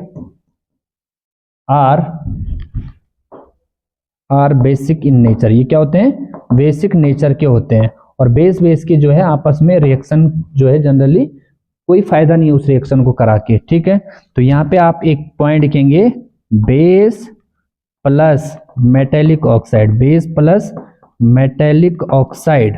ठीक है, बेस प्लस मेटेलिक ऑक्साइड, तो यहाँ पे क्या होगा, यहाँ पे आगे होगी नो रिएक्शन, इनकी कोई भी क्या नहीं होगी, रिएक्शन नहीं होगी। तो ये आपने लिखना है कि मेटेलिक ऑक्साइड जो है ये हमेशा एसिड के साथ क्या करते हैं, रिएक्शन करते हैं, बेस के साथ इनकी कोई रिएक्शन नहीं होती है, because metallic oxide are basic in nature. ठीक है, इतना हमने यहाँ पे जाना। अब हम तीसरी जो है इसके बाद की जो रिएक्शन है उसमें हम डिस्कस करेंगे इसके बारे में, reaction of acid and base. Reaction of acid and base with non metallic oxide, non metallic oxide. यानी अब हम क्या करेंगे, नॉन मेटेलिक ऑक्साइड के साथ क्या करेंगे, एसिड और बेस की रिएक्शन करेंगे। तो जब भी नॉन मेटेलिक ऑक्साइड के साथ एसिड और बेस की रिएक्शन होगी तो हमारे पास क्या प्रोडक्ट फॉर्म होंगे उसको हम इस रिएक्शन में चेक करेंगे। तो माना मेरे पास क्या है, एक कोई भी एसिड है, मैं यहाँ पे एसिड लिया या बेस लेंगे, पहले बेस की रिएक्शन कराएंगे। माना बेस जो है इसकी रिएक्शन जब भी नॉन मेटेलिक ऑक्साइड के साथ, नॉन मेटेलिक ऑक्साइड के साथ जब भी ये रिएक्शन करेगा तो यहाँ पर याद रखना, यहाँ पर हमेशा क्या प्रिपेयर होंगे, यहाँ पर प्रिपेयर होगा सॉल्ट, साथ ही साथ यहाँ पे क्या होगा, वाटर का मॉलिक्यूल। ठीक है, मैं एक बेस ले रहा हूं, माना मैंने यहाँ पे एक बेस लिया, कौन सा, NaOH लिया, क्या लिया, NaOH। और नॉन मेटेलिक ऑक्साइड में मैंने यहाँ पे नॉन मेटल के ऑक्साइड है ना, जैसे नॉन मेटल क्या है, कार्बन डाइऑक्साइड, कार्बन है और इसके साथ ऑक्सीजन जोड़ दो तो नॉन मेटेलिक ऑक्साइड CO2 बन गया। ठीक है, और क्या है हमारे पास, NO2 बन सकता है, SO2 बन सकता है, SO3 बन सकता है। तो ये सारे क्या होते हैं, नॉन मेटेलिक ऑक्साइड होते हैं और इन्हीं की हमने क्या करनी है, रिएक्शन करनी है। तो माना मैंने NaOH के साथ रिएक्शन कर दी, किसके साथ, CO2 के साथ। तो जैसी ये रिएक्शन होगी ना तो देखो जरा यहाँ पे क्या बनेगा, यहाँ पे मेरे पास कुछ इस प्रकार का कंपाउंड फॉर्म होगा। यहाँ से क्या बन सकता है, Na2CO3 बन सकता है, यानी सॉल्ट बन सकता है Na2CO3। यहाँ पे क्या है, Na2CO3 बन गया। ठीक है, सोडियम कार्बोनेट। और साथ ही साथ यहाँ पे हमारे पास क्या होगा, यहाँ पे क्या बनेगा, वाटर का मॉलिक्यूल। ठीक है, तो ऐसी ये रिएक्शन होगी। बेस की जब भी रिएक्शन होती है किसके साथ, नॉन मेटेलिक ऑक्साइड के साथ, तो सॉल्ट बनता है और वाटर बनता है। ठीक है, अच्छा यदि हम बात करेंगे इसमें किसकी, यानी एसिड की, तो माना ये एसिड है, एसिड, और एसिड की रिएक्शन जब भी किसके साथ कराएंगे, नॉन मेटेलिक ऑक्साइड के साथ, नॉन मेटेलिक ऑक्साइड के साथ जब भी रिएक्शन होगी तो याद रखना बच्चों, इसमें जो है जनरली नो रिएक्शन, यहाँ पे कोई भी रिएक्शन नहीं होगी। क्यों नहीं होगी, उसका कुछ कारण होगा, बिकॉज जो नॉन मेटेलिक ऑक्साइड जो होते हैं, यानी जो नॉन मेटेलिक ऑक्साइड होते हैं, metallic oxide, non metallic oxide वो क्या होते हैं, वो होंगे आपके एसिडिक इन नेचर। क्या होते हैं, एसिडिक नेचर के। और एसिड एसिड आपस में क्या है, जनरली रिएक्शन नहीं करेगा। ठीक है ना, एसिडिक नेचर का होगा तो इसलिए रिएक्शन नहीं होती है। तो एसिड और बेस की तो रिएक्शन, यानी ये एसिड है और ये क्या है, बेस है। एसिड बेस की तो आपस में रिएक्शन होकर न्यूट्रल बनेगा ना, लेकिन एसिड एसिड की रिएक्शन जो है उसे करा के कोई फायदा नहीं है। तो इसे आप नोटेड पॉइंट में लिखेंगे कि acid does not react with metallic oxide because non metallic oxide are acidic in nature. तो ये थी एसिड बेस की रिएक्शन। सबसे पहले हमने किसके साथ रिएक्शन की, यानी हमने मेटल के साथ, फिर उसके बाद मेटल कार्बोनेट और मेटल बाइकार्बोनेट के साथ, उसके बाद मेटेलिक ऑक्साइड और नॉन मेटेलिक ऑक्साइड के साथ क्या की, रिएक्शन की। बच्चों यदि आपको सेशन अच्छा लगा तो आप सब्सक्राइब जरूर कीजिएगा चैनल को और साथ ही साथ शेयर भी कीजिएगा ना। तो ये एसिड बेस की रिएक्शन थी। अब जो है एसिड बेस की रिएक्शन अभी तक हम ना अलग अलग मेटल के साथ या उसके कार्बोनेट के साथ करवा रहे हैं। अब एसिड और बेस की हम रिएक्शन क्या कराएंगे, एक साथ कराएंगे, या एसिड और बेस की रिएक्शन आपस में करवाएंगे तो क्या बनेगा वो हम देखेंगे। तो चेक करते हैं reaction of acid and base, reaction of acid with base या reaction of base with acid, कुछ भी लिखो। तो लास्ट पॉइंट है reaction of acid and base. Reaction of acid या reaction of acid with base, यानी अम्लों की क्षारों के साथ अपक्रिया विद बेस। यदि हम एसिड के रिएक्शन बेस के साथ करवाएंगे तो क्या प्रिपेयर होगा वो हम देखेंगे। ध्यान से सुनना, यहाँ पे एक इंटरेस्टिंग कहानी आएगी कि एसिड और बेस के आपस में कैसे रिएक्शन होगी, ठीक है। और इसी को हम कहेंगे न्यूट्रलाइजेशन रिएक्शन। इसका एक दूसरा नाम क्या होगा, neutralisation reaction. Neutralisation reaction paper में कई बार नेमिंग रिएक्शन में आएगी व्हाट इज न्यूट्रलाइजेशन रिएक्शन, तो आप आंख बंद करके इस रिएक्शन को ही लिखेंगे, न्यूट्रलाइजेशन रिएक्शन। यानी क्या होगा, जब किसी एसिड की रिएक्शन किसके साथ होती है, बेस के साथ। ये कोई एसिड है और एसिड की रिएक्शन जब भी किसके साथ होती है, बेस के साथ होती है, तो हमेशा याद रखना वहां पे सॉल्ट बनता है। क्या बनता है, सॉल्ट। और सॉल्ट के साथ क्या बनता है, वाटर बनता है। और ये हमेशा होगा ही होगा, सॉल्ट के साथ साथ क्या बनेगा, वाटर बनेगा ही बनेगा। तो यहाँ पे क्या बनेगा, वाटर, ठीक है। जो भी न्यूट्रलाइजेशन रिएक्शन होगी उसमें क्या बनेगा, सॉल्ट और वाटर बनेगा, ठीक है। माना मैंने कोई भी एसिड या मैंने यहाँ पे लिया HCl और रिएक्शन की किसके साथ, NaOH के साथ। तो जब भी ये रिएक्शन होगी तो यहाँ पर क्या होगा, यहाँ पर हमारे पास सॉल्ट बनेगा। क्या बनेगा, सॉल्ट। और सॉल्ट कैसे वाला बनेगा, NaCl। देखो जरा, यहाँ पे Na और यहाँ से क्या लिया, Cl, यहाँ से Na और यहाँ से क्या, Cl, तो क्या बनेगा, NaCl बनेगा। साथ ही साथ H2O बनेगा, H2O। तो ये है फेमस रिएक्शन, न्यूट्रलाइजेशन रिएक्शन, ठीक है। अब यहाँ पे आप और एग्जांपल ले सकते हैं, ठीक है। तो यहाँ पे क्या बना, सॉल्ट। अब इसमें 2-3 पॉइंट है बच्चों जो कि आपने बिल्कुल, आपको वो आने ही चाहिए। जो यहाँ पे सॉल्ट बना ना, ये बिल्कुल न्यूट्रल सॉल्ट होगा। क्या होगा, न्यूट्रल सॉल्ट। इसमें ना एसिडिक प्रॉपर्टीज होती है ना बेसिक प्रॉपर्टीज होती है, ये बिल्कुल क्या होता है, न्यूट्रल होता है। लेकिन यदि आप कुछ इस प्रकार के एग्जाम्पल लेते हैं, यदि आप क्या लेते हैं, स्ट्रॉन्ग एसिड लेते हैं, क्या लेते हैं, स्ट्रॉन्ग एसिड प्लस यहाँ पे क्या लेते हैं, वीक बेस लेते हैं। क्या लेते हैं, वीक बेस लेते हैं। Strong acid plus weak base लेंगे तो यहाँ पे कुछ इस प्रकार की रिएक्शन होगी। यहाँ पे क्या होगा, यहाँ पे बनेगा तो सॉल्ट, लेकिन कौन सा सॉल्ट बनेगा, जिसमें थोड़ा एसिडिक प्रॉपर्टीज होगी, एसिडिक सॉल्ट बनेगा। क्या बनेगा, एसिडिक सॉल्ट। उसमें थोड़ा एसिडिक नेचर भी आएगा और साथ ही साथ यहाँ पे क्या बनेगा, वाटर बनेगा, ठीक है। ये पॉइंट आप याद रखेंगे कि strong acid plus weak base तो एसिडिक सॉल्ट बनता है। और दूसरी कहानी है कि यदि आप क्या लेते हैं, यहाँ पे वीक बेस लेते हैं, क्या लेते हैं, वीक बेस लेंगे और उसके साथ, सॉरी, वीक एसिड लेंगे। क्या लेंगे, वीक एसिड लेंगे और उसके साथ क्या लेते हैं, स्ट्रॉन्ग बेस, स्ट्रॉन्ग बेस। तो याद रखना यहाँ पे क्या बनेगा, बेसिक सॉल्ट बनेगा। क्या बनेगा, बेसिक सॉल्ट। यानी ऐसा सॉल्ट जिसमें क्या, उनसी प्रॉपर्टीज ज्यादा होगी, बेसिक प्रॉपर्टीज होगी। कौन सी, बेसिक प्रॉपर्टीज, ठीक है। तो ये कहानी हमने पढ़ी कि एसिडिक क्या होता है और बेसिक सॉल्ट क्या होता है। एसिडिक सॉल्ट, बेसिक सॉल्ट, और यहाँ पे जनरली ये क्या होगा, ये सॉल्ट, ठीक है, जिसमें ना एसिडिक प्रॉपर्टीज होगी ना बेसिक प्रॉपर्टीज होगी, ठीक है। तो ये था एसिड और बेस की कहानी। अब इसी में एक पॉइंट आता है कि एसिड और बेस को हम क्या है, एक्वस सॉल्यूशन में कैसे बिहेव करते हैं, ठीक है। तो यहीं पे एक दूसरी थ्योरी जो है उसको मैं लगाऊंगा, यानी acid and base aqueous solution, यानी acid and base, the behaviour of acid and base in aqueous solution. Acid and base in aqueous solution, aqueous solution.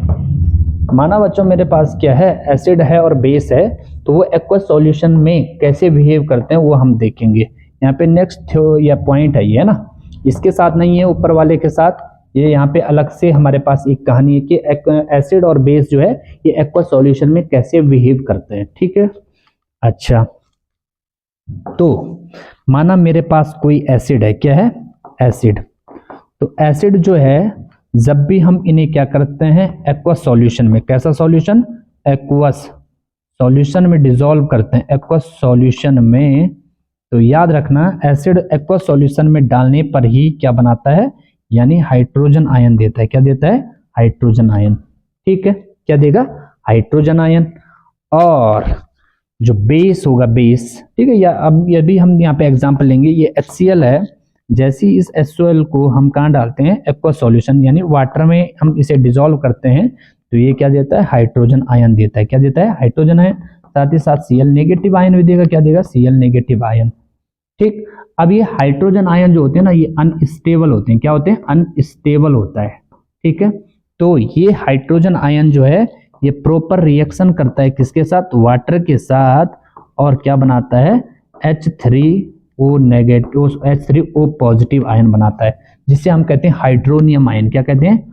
Hydronium ion. Hydronium ion कहते हैं। ठीक है ना, ये हाइड्रोनियम आयन हुआ। तो जो एसिड है, जब भी हम उन्हें वाटर में डिसॉल्व करते हैं तो वो क्या है? हाइड्रोनियम आयन बनाता है। क्या बनाता है? Hydronium ion. तो एसिड की एक डेफिनेशन ये भी हो सकती है कि एसिड ऐसे सब्सटेंस होते हैं, ऐसे रासायनिक पदार्थ होते हैं जिन्हें एक्वस सॉल्यूशन में घोलने पर वो क्या देते हैं? Hydronium ion, H3O positive ion देते हैं। उनको हम क्या कहते हैं? एसिड कहते हैं। ठीक है, अच्छा, और एक कहानी है कि बेस की, किसकी? बेस की, कि जो बेस होंगे जनरली, बेस की कहानी यदि हम पढ़ेंगे तो हमारे पास आएगा, बेस को जब भी हम क्या करते हैं? एक्वस सॉल्यूशन में, किसमें? एक्वस सॉल्यूशन में डिसॉल्व करते हैं, तो ये क्या देते हैं? OH नेगेटिव आयन देते हैं। कैसे देंगे? माना मेरे पास एक बेस है NaOH और एक है KOH। तो जैसे हम इन्हें एक्वस सॉल्यूशन में यानी वाटर में डिसॉल्व करते हैं, वाटर में डिसॉल्व करते हैं, तो ये क्या बनाएगा? Na पॉजिटिव, साथ ही साथ OH नेगेटिव, K पॉजिटिव और यहाँ पे OH नेगेटिव। ठीक है, इस प्रकार की इनकी रिएक्शंस होती है। अब एक पॉइंट और आता है यहाँ पे कि एसिड को या एसिड बेस को वाटर में डाला जाता है या वाटर को एसिड बेस में डाला जाता है, वो चीजें हम देखेंगे। और इसे मैं आपको एक कंटेनर की हेल्प से समझाऊंगा या एक बीकर की हेल्प से समझाऊंगा। तो यहाँ पे मेरे पास माना इस प्रकार की कुछ कहानी है। ठीक है, एक बीकर है मेरे पास इस प्रकार का। ठीक है, ये मेरे पास एक बीकर है और इस बीकर में यहाँ पर पहले से क्या है? एक एसिड रखा हुआ है। क्या रखा हुआ? एसिड या बेस। इसमें क्या हो सकता है? एसिड भी हो सकता है, ये एसिड भी हो सकता है, या ये क्या हो सकता है? बेस भी हो सकता है। ठीक है, दोनों कहानी, ये एसिड भी हो सकता है या बेस भी हो सकता है। ठीक है, और एक दूसरी कुछ कहानी, ये अच्छा नहीं लग रहा ना, इसे ऐसा करेंगे, ये हमारे पास क्या है? एसिड या बेस। ठीक है, और एक दूसरी कहानी है, मेरे पास एक बीकर है और उस बीकर में क्या है? ये बीकर है इस प्रकार से, और इस बीकर में बच्चों मैंने क्या भरा है? पहले से वाटर भरा है। क्या भरा है? वाटर। ठीक है, ये वाटर है।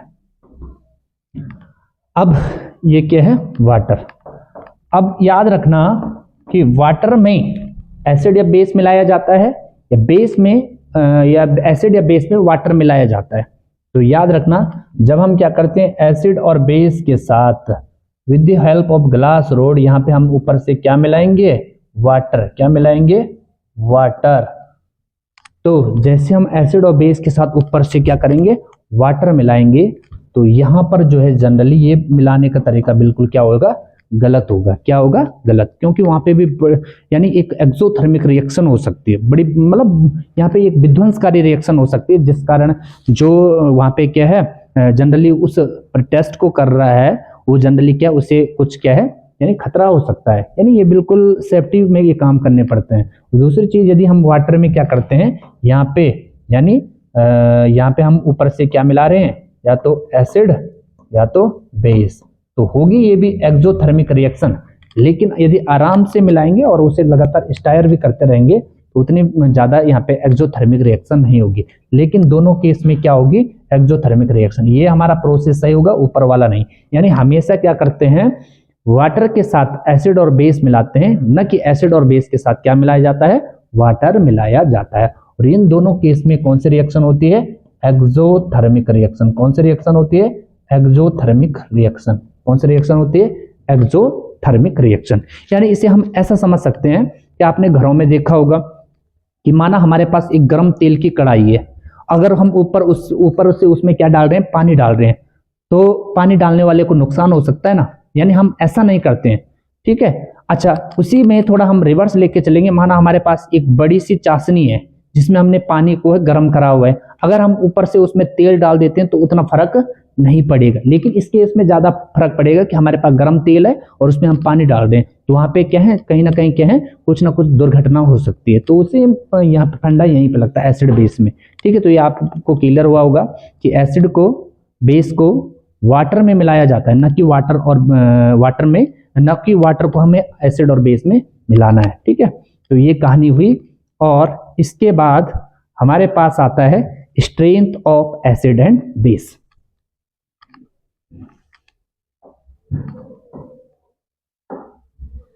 या हम कहेंगे अम्ल और क्षार की सामर्थ्य।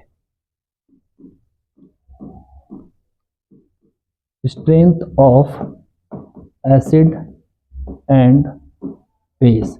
एसिड और बेस की स्ट्रेंथ क्या है वो हम देखेंगे। एसिड और बेस की स्ट्रेंथ में यदि हम देखेंगे तो हमारे पास क्या होगा कि कौन सा एसिड ज्यादा क्या है, पावरफुल है, कौन सा बेस ज्यादा पावरफुल है, तो उसी को हम देखते हैं किसमें, strength of acid and base, ठीक है। अच्छा, अब स्ट्रेंथ क्या है एसिड और बेस की, उसके लिए हमारे पास एक क्या आता है, एक यहाँ पे टॉपिक है जिसमें हम पढ़ते हैं पीएच स्केल। क्या है, पीएच स्केल, पीएच स्केल के बारे में, ठीक है।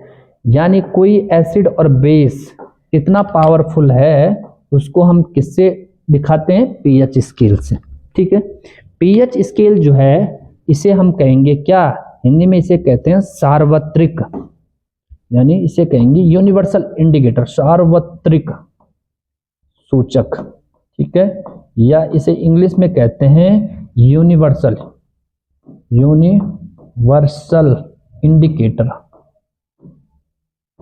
इंडिकेटर। ये क्या होता है, यूनिवर्सल इंडिकेटर होता है, ठीक है।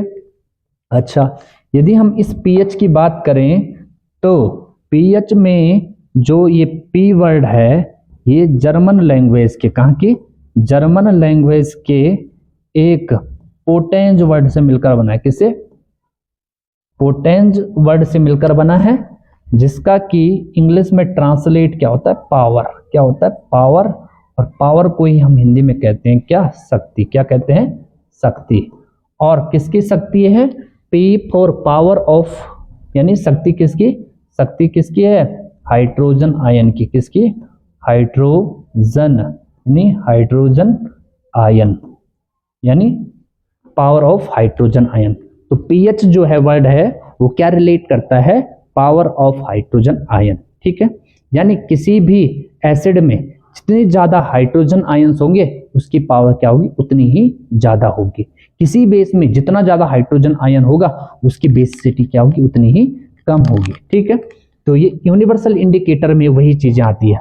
अब याद रखना जो पीएच है ना, ये हमेशा क्या होगा, इनवर्सली प्रोपोर्शनल टू होता है 1 एसिडिक के, एसिडिक के या एसिडिक प्रॉपर्टीज, या एसिडिक प्रॉपर्टीज या एसिडिक नेचर कह सकते हैं, ठीक है ना।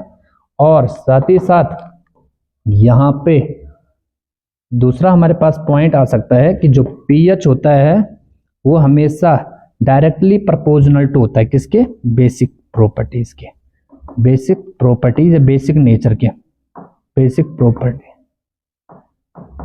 तो बेसिक प्रॉपर्टीज के, ठीक है।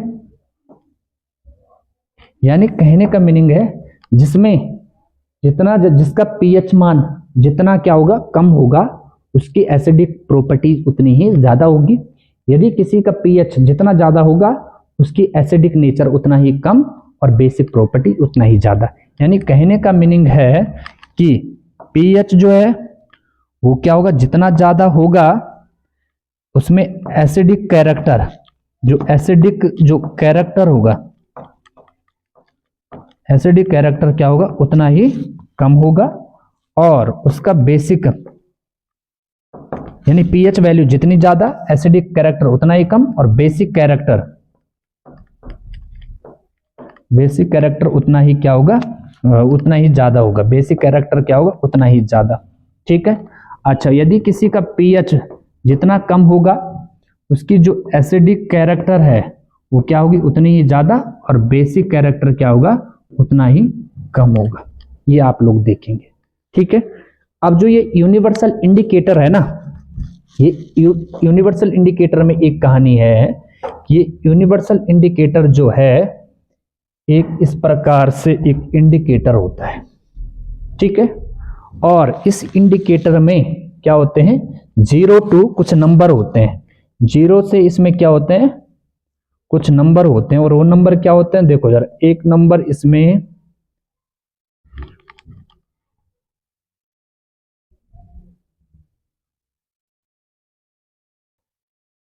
इस प्रकार से एक यूनिवर्सल इंडिकेटर होगा, और उसमें कुछ नंबर होते हैं। इसमें क्या होगा, 0 1 2 3 4, फिर क्या होगा 5 6 7 8 9 10 11 12 13 और 14। यानी जो एक यूनिवर्सल इंडिकेटर है उसमें 0 to क्या होते हैं, 14 तक क्या होते हैं, नंबर्स होते हैं। ठीक है। और याद रखना, जो ये क्या होगा, 0 जो होगा, ये जो है क्या होगा, डार्क रेड होता है। क्या होता है, यहां पर जो कलर होता है ना, इधर तक ये पूरा क्या होता है, डार्क रेड होता है। क्या होता है, डार्क,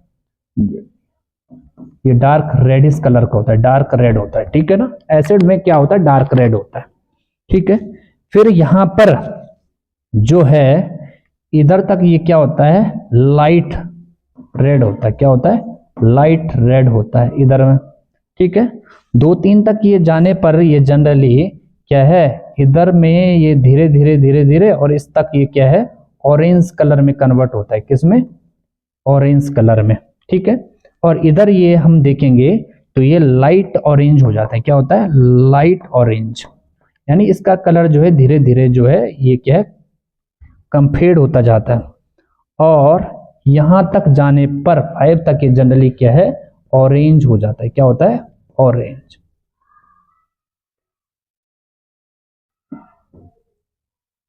ऑरेंज 6 पर जाते जाते ये क्या है, स्लाइटली ये क्या होने लगता है, ब्लू कलर में। क्या है, यहां पर ये जनरली येलो कलर में आने लगता है, येलो। इधर ये क्या होने लगता है, येलो कलर में। और 7 तक ये जाने पर ये क्या होने लगता है, ये आपका हल्का जो है पेल येलो होने लगता है। क्या होने लगता है, पेल येलो, पेल येलो होने लगता है, पेल येलो होने लगता है। ठीक है। और धीरे धीरे इसके बाद ये हल्का ब्लू होने लगता है। क्या होने लगता है, इधर तक ये से हम कहेंगे लाइट ब्लू। क्या होगा, यहां से ये लाइट ब्लू होता है। क्या होगा, लाइट ब्लू, ब्लू। और इधर ये जाने लगता है किसमें, ब्लू कलर में। और इधर ये डार्क ब्लू होता है। क्या होता है, dark blue colour, dark blue colour. तो ये हमारे पास क्या होता है, एक यानी यूनिवर्सल इंडिकेटर होता है, जिसमें 0 to 14 क्या होते हैं, नंबर्स इंडिकेट होते हैं। और यदि हम इसमें देखें तो इधर ये क्या होता है, डार्क रेड होता है, एसिड की तरह भी डार्क रेड होता है। बीच में ये जनरली ऑरेंज और येलो कलर शो करता है। और फिर ये 14 में ये डार्क क्या होता है, ब्लू कलर में कन्वर्ट होता है। और आपने देखा होगा बेस जो है वो यूनिवर्सल इंडिकेटर जो है वो ब्लू कलर में करता था, इंडिकेटर को, सॉरी जो हमारे पास लिटमस थे उनको ब्लू कलर में कन्वर्ट करता था, और एसिड जो है वो रेड में उसे क्या करता था, कन्वर्ट करता था। अब इसमें ना 2-3 पॉइंट आते हैं कि यदि क्या होगा, यहां पर क्या है, हमारे पास यूनिवर्सल जो इंडिकेटर है उसमें मैंने कहा था कि उसमें 0 to 14 तक नंबर्स होते हैं। तो यदि मेरे पास यहाँ पे है क्या है, 1 है, यहाँ पे 7 है, और यहाँ पे क्या है 14 है, इसके बीच कुछ रेंज होती, क्या होती है, रेंज होती है। और इसके बीच भी क्या होती है, कुछ रेंज होती है। तो इधर 7 से 0 की तरफ जाने पर, 7 से 0 की तरफ जाने पर ये किसमें, यानी इंक्रीज होता है, increase acidic nature. Acidic nature यहाँ के लिए क्या होता है, बढ़ता है। और 14 की तरफ क्या होता है, बेसिक नेचर बढ़ता है। कौन सा नेचर बढ़ता है, बेसिक नेचर बढ़ता है। कौन सा नेचर, बेसिक नेचर बढ़ता है। और 7 पर ये क्या होता है, यहाँ पर ये क्या होता है, न्यूट्रल होता है। क्या होता है, न्यूट्रल होता है। 7 पर ये क्या होता है, न्यूट्रल। यानी यदि हम इसे देखें तो इधर क्या है, ये न्यूट्रल है, इधर ये न्यूट्रल है, ठीक है। इधर यदि हम देखें तो ये क्या होता है, ये स्ट्रॉन्ग एसिड होते हैं, स्ट्रॉन्ग एसिड होते हैं। और इधर ये क्या होंगे, 6 तक ये वीक एसिड होते हैं। क्या होते हैं, वीक एसिड, ठीक है।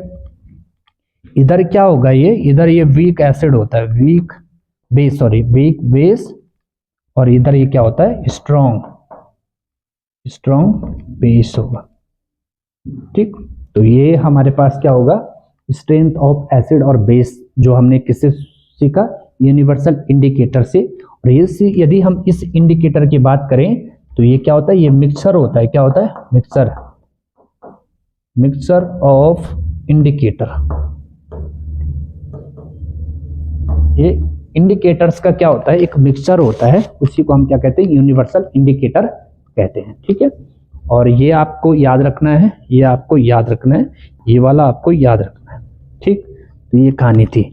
यानी कहने का मीनिंग है कि यदि अगर किसी का पीएच वैल्यू वो क्या होगा, कम होगा 7 से, तो किस में होगा, वो होगा जनरली एसिडिक, ठीक है। यदि किसी का पीएच वैल्यू बराबर होगा किसके, 7 के, तो क्या होगा, जनरली वो होगा न्यूट्रल। क्या होगा, न्यूट्रल।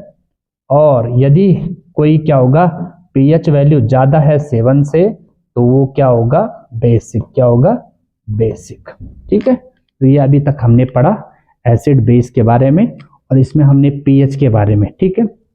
अब यहाँ पे इस पीएच का इंपोर्टेंस, इस पीएच की इंपोर्टेंस क्या है हमारी एवरीडे लाइफ में, वो चीजें हम सीखेंगे।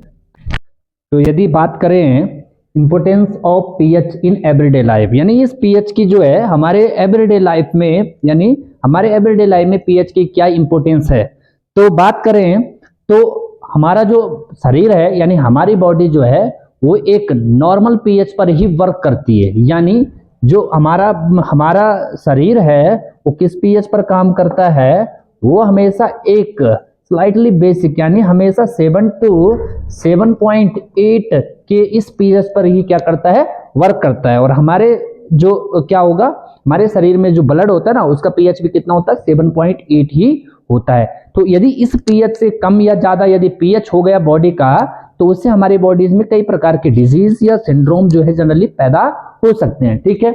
अच्छा, यदि हम बात करें प्लांट्स में पीएच की वैल्यू की, तो नॉर्मल जो सॉइल का पीएच होगा वो जनरली एसिडिक होता है। क्या होता है, एसिडिक, यानी ये हमेशा क्या होता है, कम होता है, किससे, 7 से। यदि इस पीएच से क्या हुआ, या पीएच ज्यादा हो गया, यानी ऐसी सॉइल, ऐसी मिट्टी है जिसका पीएच एकदम क्या हो गया, जनरली अम्लीय हो गया, या एकदम क्षारीय हो गया, ज्यादा ही एसिडिक, ज्यादा ही बेसिक हो गया, तो वहां पे जनरली जो है प्लांट अच्छी तरह क्या नहीं कर पाएंगे, ग्रो नहीं कर पाएंगे, ठीक है ना। दूसरी बात, यदि हम बात करें इस पीएच की, तो हमारी बॉडी में जो हमारे शरीर में स्टमक होता है, उसमें क्या होगा, जनरली स्टमक में एक क्या होता है, HCl जो है सिक्रेट होता है, और इस HCl का पीएच मान लगभग कितना होगा, 3.02, यानी कितना होता है, 2.1 के बीच। यानी हमारी बॉडी में जो खाना डाइजेस्ट होता है ना, वो एक क्या होगा, यानी एवरेज पीएच पर, यानी बिलो पीएच पर ही वर्क करता है। यदि पीएच मान जो है वो क्या होगा, बढ़ जाएगा, एकदम क्षारीय हो जाएगा, तो वहां पर हमारी बॉडी में जो है जनरली डाइजेशन ऑफ फूड जो है वो कम हो जाएगा। तो पीएच की इंपोर्टेंस हमारी बॉडी में बहुत ज्यादा है। दूसरी चीज, यदि हम बात करें पीएच की, तो टूथ डिके में क्या होगा, जनरली ये पीएच जो है ये भी काम आता है। कैसे, यदि हमारे शरीर का जो पीएच मान है ना, वो क्या हो गया, बहुत ज्यादा, यानी बहुत कम हो गया 7 से, ठीक है ना।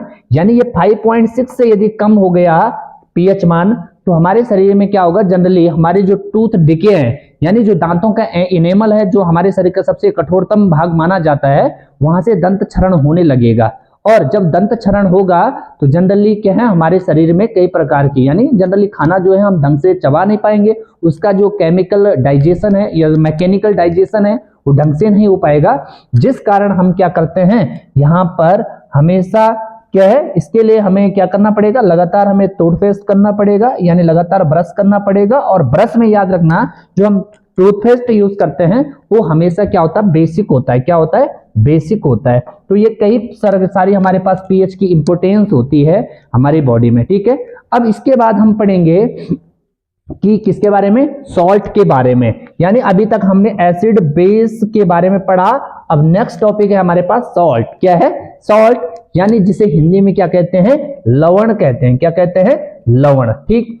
अब यदि इस सॉल्ट की बात करें तो इसके बारे में हमने पढ़ा है कि सॉल्ट जो है ये आफ्टर न्यूट्रलाइजेशन रिएक्शन में हमारे पास बनता है, ठीक है ना, जिसमें हमने क्या बनाया था, NaCl बनाया था, जिसे हम क्या कहते हैं, कॉमन सॉल्ट कहते हैं। क्या कहते हैं, कॉमन सॉल्ट, ठीक है, NaCl। अब इसी कॉमन सॉल्ट से हमारे पास कई प्रकार के कंपाउंड जो हैं वो फॉर्म होंगे, जिसमें हमारे पास कई सारे कंपाउंड है और इसमें हम बनाएंगे। सबसे पहले इसमें हमारे पास क्या बनेगा, इससे हमारे पास बनेगा क्या, एक NaCl यानी NaOH बनेगा। दूसरा इससे हमारे पास क्या बनेगा, Na2CO3 बनेगा। दूसरा हमारे पास इससे क्या बनेगा, NaHCO3, और कई प्रकार के कंपाउंड इससे फॉर्म होंगे। तो इससे हमारे पास अलग अलग केमिकल बन सकते हैं, जैसे NaOH बनेगा यानी कैल्शियम हाइड्रोक्साइड बनेगा। दूसरा इससे क्या बन सकता है, NaHCO3 बनेगा। साथ ही साथ इससे हमारे पास क्या बनेगा, वॉशिंग सोडा यानी Na2CO3.10H2, इसको हम बनाएंगे, ठीक है ना। तो यही कई सारी सॉल्ट फैमिली के बारे में हम पढ़ेंगे एक एक करके, ठीक है। तो सबसे पहले हम पढ़ेंगे किसके बारे में, सबसे पहले हम पढ़ेंगे NaOH के बारे में। किसके बारे में, NaOH। तो सबसे पहले हम देखेंगे कॉमन नाम यानी NaOH, ठीक है। NaOH का यदि हम देखें तो इसका कॉमन नाम क्या है, यानी कॉमन नाम, कॉमन नेम इसका क्या है, इसका जो कॉमन नेम उसे कहेंगे कास्टिक सोडा। कास्टिक सोडा, ठीक है, कास्टिक सोडा इसका कॉमन नाम है। दूसरा इसका यदि हम केमिकल नेम देखें, क्या देखें, केमिकल नेम, तो इसका जो केमिकल नेम है वो क्या होगा, sodium hydroxide. Sodium hydroxide, sodium hydroxide, ठीक है। अब इसकी मेथड्स ऑफ प्रिपरेशन क्या है, बनाने की विधि, तो इसे हम कैसे बनाएंगे, methods preparation. Methods preparation, preparation क्या होगा, कैसे हम इसे बनाएंगे, तो ध्यान से सुनना। हम इसे कैसे प्रिपेयर करेंगे, हम क्या करेंगे कि NaCl, ये हमारे पास NaCl है, और इस NaCl का जब क्या किया जाता है, यानी वैद्युत विघटन किया जाता है, यानी इलेक्ट्रिक करंट इससे पास किया जाता है, ठीक है ना। तो यहाँ पे हमारे पास H2 होगा, और जैसे हम इसमें क्या करेंगे, इलेक्ट्रिक करंट पास करेंगे, ठीक है। यहाँ पे जैसे हम इसमें क्या देंगे, इलेक्ट्रिक करंट, इलेक्ट्रिक करंट,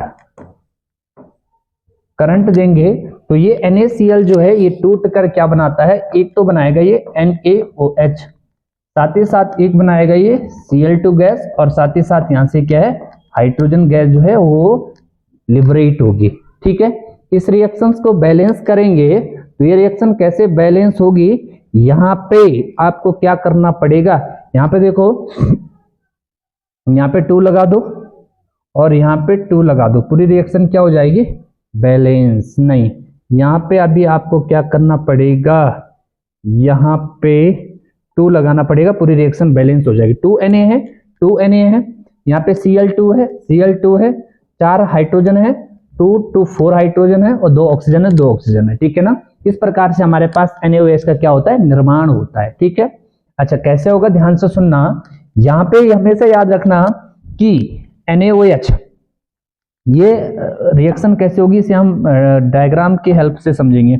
माना मेरे पास ये कंटेनर है, और इस कंटेनर में मैंने क्या है, NaCl का एक्वा सॉल्यूशन क्या कर रखा है, फिल कर रखा है। ये NaCl का क्या है, एक्वा सॉल्यूशन है, ठीक है। किसका है, NaCl का एक्वा सॉल्यूशन। ये NaCl है जो है इसका एक्वस सॉल्यूशन है। तो कहीं पे Na पॉजिटिव होगा, Cl नेगेटिव होगा, Na पॉजिटिव होगा और साथ ही साथ क्या होगा, Cl नेगेटिव होगा। अब इसमें यदि मैं क्या करूंगा, इलेक्ट्रोड डिप करूंगा, क्या करूंगा, इलेक्ट्रोड, ये मेरे पास क्या होंगे, इलेक्ट्रोड्स होंगे। और यदि इन इलेक्ट्रोड्स को मैं क्या करूंगा, with the help of battery, यानी इनको मैं क्या करूंगा, एक बैटरी से जोड़ दूंगा, तो यहां पर क्या होगा, बैटरी से जोड़ने पर इसमें इलेक्ट्रिक करंट क्या होगा, पास होगा। और जैसे ही इसमें इलेक्ट्रिक करंट पास होगा तो माना ये क्या है, एनोड, ये एनोड है और ये क्या है, कैथोड है, कैथोड। तो एनोड पर कौन सा चार्ज होता है, पॉजिटिव चार्ज, तो इस पर कौन सा चार्ज होता है, नेगेटिव। तो हमेशा याद रखना कि इस कैथोड पर क्या क्या प्राप्त होता है, कैथोड पर हमारे पास हाइड्रोजन गैस, साथ ही साथ NaOH जो है यहीं पर ही हमारे पास प्राप्त होगा। और एनोड पर हमारे पास कौन सी गैस होती है, क्लोरीन गैस जो है वो जनरली यहाँ पे प्राप्त होती है। ठीक है, अब यदि हम यूज देखें, यूजेज ऑफ NaOH, तो इस NaOH के कई सारे यूज हैं। एक तो सबसे पहले हम इस NaOH का क्या है, लैब में इसका यूज किया जाता है, किसमें, लैब में जो है इस NaOH का यूज किया जाता है एज अ सॉल्वेंट, या एज अ हम इसे क्या ले सकते हैं, सॉल्यूट पार्टिकल्स के रूप में ले सकते हैं NaOH को। विभिन्न प्रकार की रिएक्शंस में ये यूज हो सकता है, कौन, NaOH। दूसरा जो है, इस NaOH का यूज कहां किया जाता है, इस NaOH का यूज जो है वो ग्रीस हटाने में, ग्रीस को हटाने में, यानी ग्रीस हटाने में NaOH का यूज किया जाता है। दूसरी चीज, इस NaOH का यूज कहां किया जाता है, पेपर इंडस्ट्री में किया जाता है, इंडस्ट्री में किया जाता है। दूसरी चीज, यानी क्लॉथ इंडस्ट्री, पेपर इंडस्ट्री में ही NaOH का यूज होता है। ठीक है, यदि बात करें हम Cl2 के यूज की, यानी यूजेज ऑफ Cl2, तो इस Cl2 का यूज जो है PVC बनाने में, कहां किया जाता है, PVC बनाने में। PVC क्या होता है, पॉलीविनाइल क्लोराइड, यानी जो पाइप होते हैं ना, उन्हें बनाने में Cl2 का यूज किया जाता है। दूसरी चीज, इस Cl2 का यूज जो है वो कहां किया जाता है, स्विमिंग पूल को, यानी जो स्विमिंग पूल होता है उसका जो पानी होता है उसको क्लीन करने के लिए Cl2 का यूज किया जाता है। यानी कहीं ना कहीं Cl2 का यूज जो है वो रोगाणुनाशक में, कहां किया जाता है, रोगाणुनाशक में इसका यूज किया जाता है। ठीक है, रोगाणुनाशक में। ठीक है, और जनरली जो हाइड्रोजन है इसका यूज हम कहां करते हैं, ईंधन में करते हैं, कहां करते हैं, ईंधन में करते हैं। तो ये था हमारे पास किसके बारे में, NaOH के बारे में। अब इसी प्रकार हमारे पास आएगा किसका, ब्लीचिंग पाउडर। दूसरा है हमारे पास ब्लीचिंग पाउडर, ब्लीचिंग पाउडर, इसे हिंदी में कहते हैं ब्रंजक चूर्ण।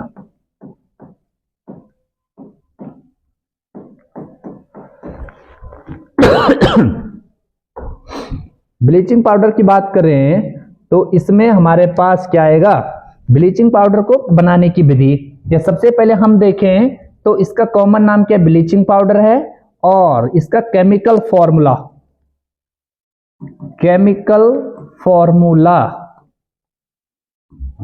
फॉर्मूला वो क्या होगा, इसका केमिकल फॉर्मूला होगा CaOCl2। ठीक है, दूसरा इसका जो केमिकल नेम होगा वो क्या होगा, केमिकल नेम। ठीक है, ये तो इसका कमर्शियल नेम है, या जो कॉमन नेम होता है ब्लीचिंग पाउडर, लेकिन जो इसका कमर्शियल नेम होगा, या सॉरी केमिकल नेम होगा, वो क्या होगा, कैल्शियम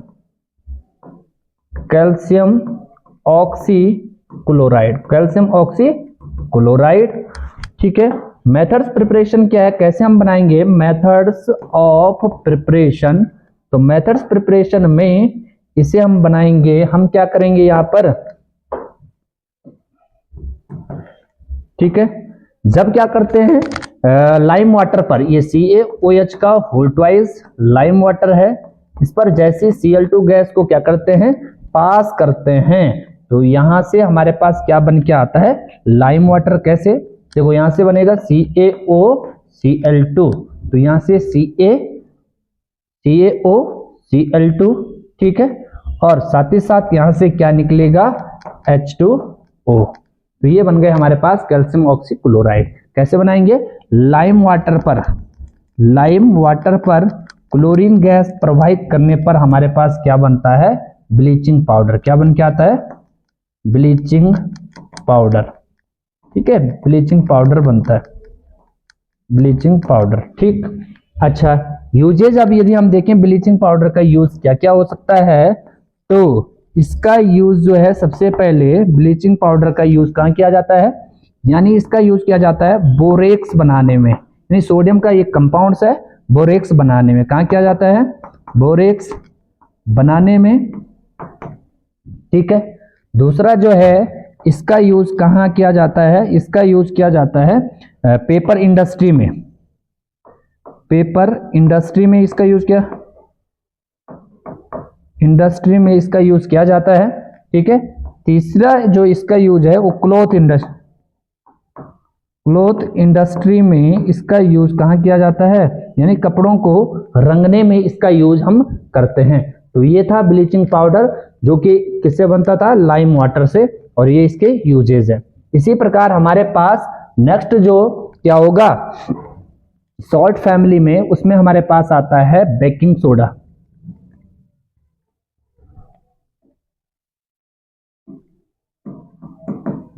बेकिंग सोडा, ठीक है, या यहां पे हम इसे कह सकते हैं, ये क्या होगा, इसे कहते हैं बेकिंग सोडा, या इसे हम क्या कहेंगे, खाने वाला सोडा। क्या कहेंगे, खाने वाला सोडा।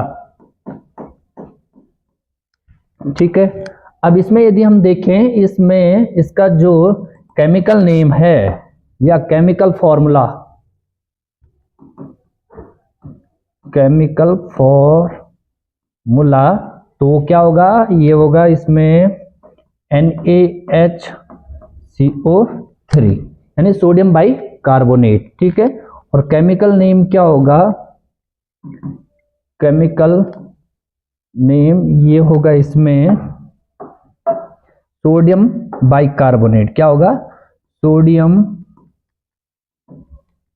बाई कार्बोनेट या सोडियम हाइड्रोजन कार्बोनेट। ठीक है, अब आएगी मेथड्स ऑफ प्रिपरेशन, कैसे हम इसे प्रिपेयर करेंगे।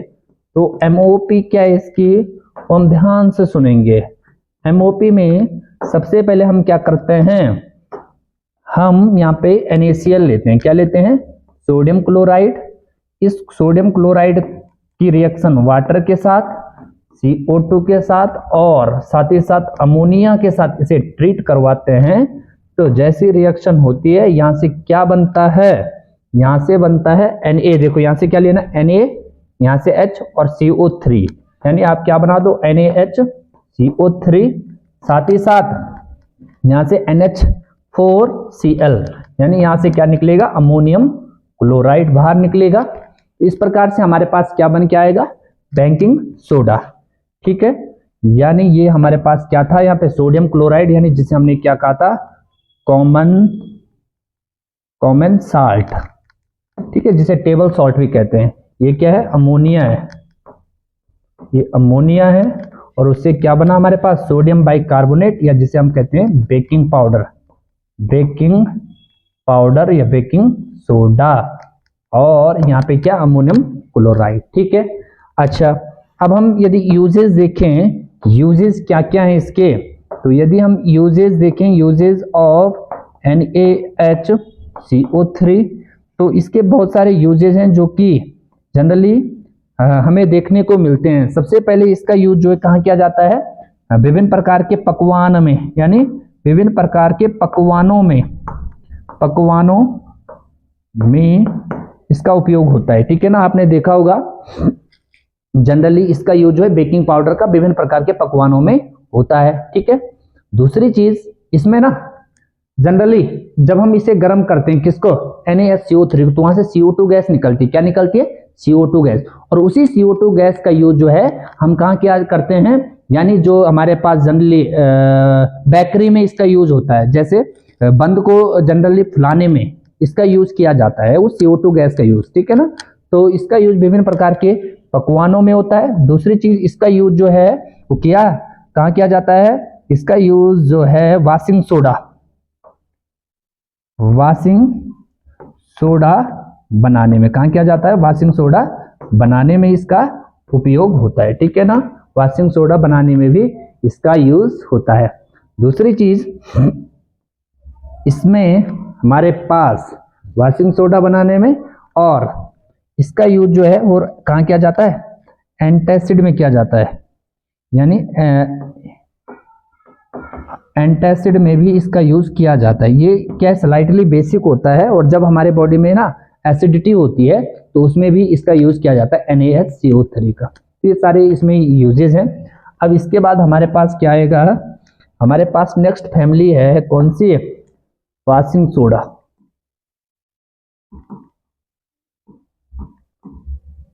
वॉशिंग सोडा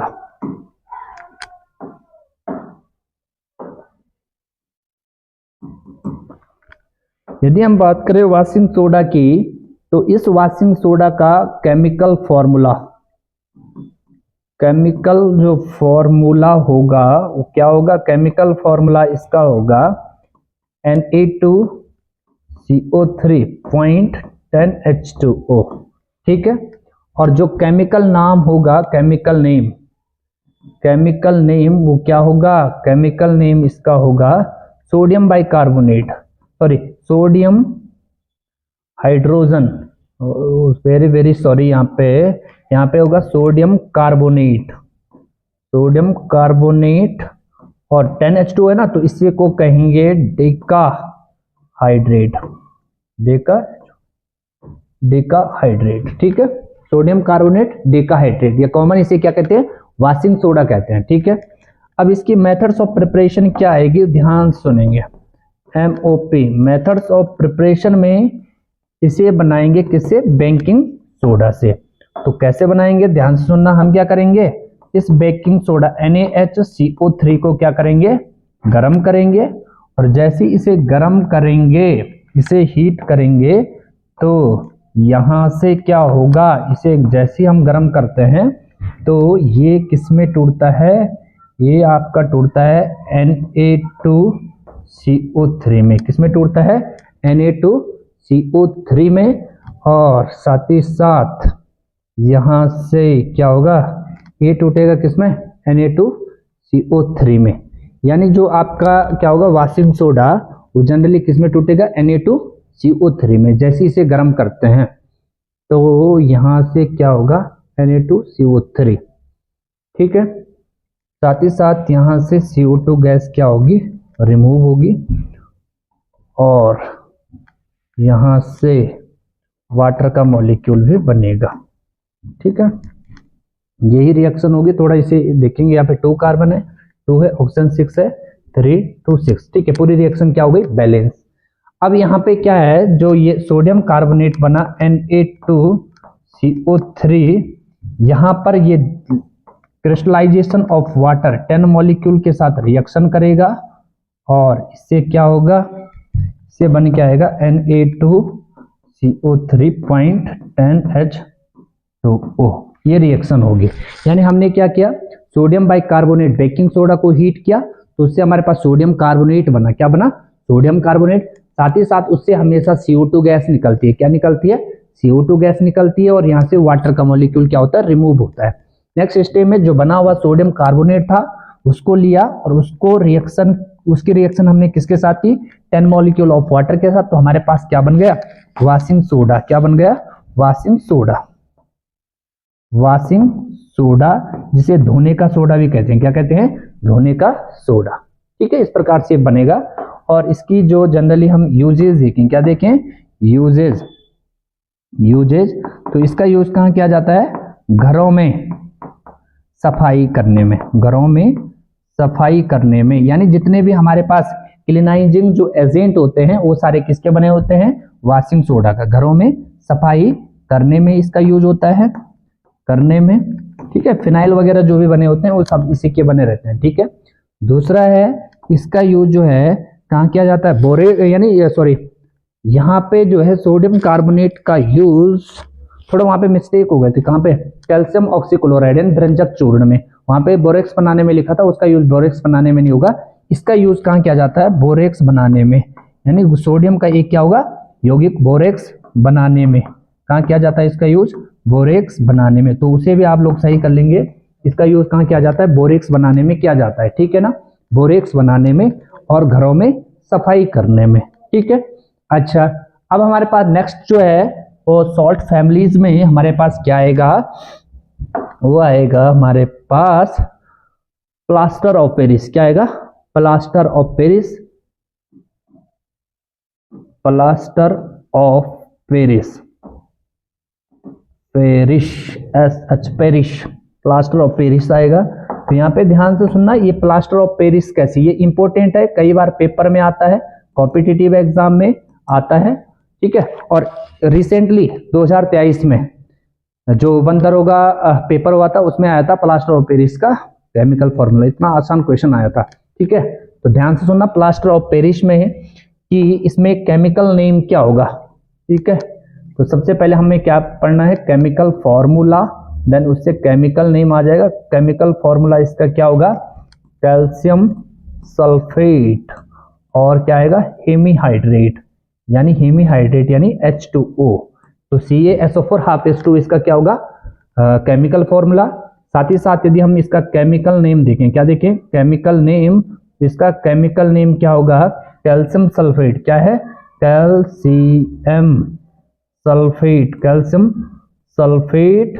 और हेमी का मीनिंग होगा आधा, हेमी हाइड्रेट, हाइड्रेट का मीनिंग है वाटर, हेमी हाइड्रेट, ठीक है। मेथड्स क्या इसकी बनाने की? MOP, यानी MOP क्या है, कैसे हम इसे प्रिपेयर करेंगे? तो ध्यान से सुनना, हम क्या करेंगे? जिप्सम लेंगे। जिप्सम का फॉर्मूला क्या होगा? CaSO4, यानी जिप्सम का क्या होगा? CH4 2H2O 0.2H2O। और जैसे हम इसको हीट करते हैं, क्या करते हैं? हीट, तो जिप्सम को गर्म करने पर, ये हीट करने पर ये हमेशा किसमें टूटेगा? ये टूटेगा किसमें? CaSO4 0.5 H2O, यानी प्लास्टर ऑफ पेरिस। साथ ही साथ यहां से क्या होगा? यहां से 3/2 वाटर का मॉलिक्यूल क्या होगा? यहां से बाहर जाएगा, ठीक है ना। तो यहां से इस प्रकार हमारे पास क्या बन के आया? प्लास्टर ऑफ पेरिस, ठीक है। तो ये हमारे पास जिप्सम था, जिप्सम, और ये था हमारे पास जिप्सम के पास साथ हमारे पास क्या है? POP, प्लास्टर ऑफ पेरिस, ठीक है।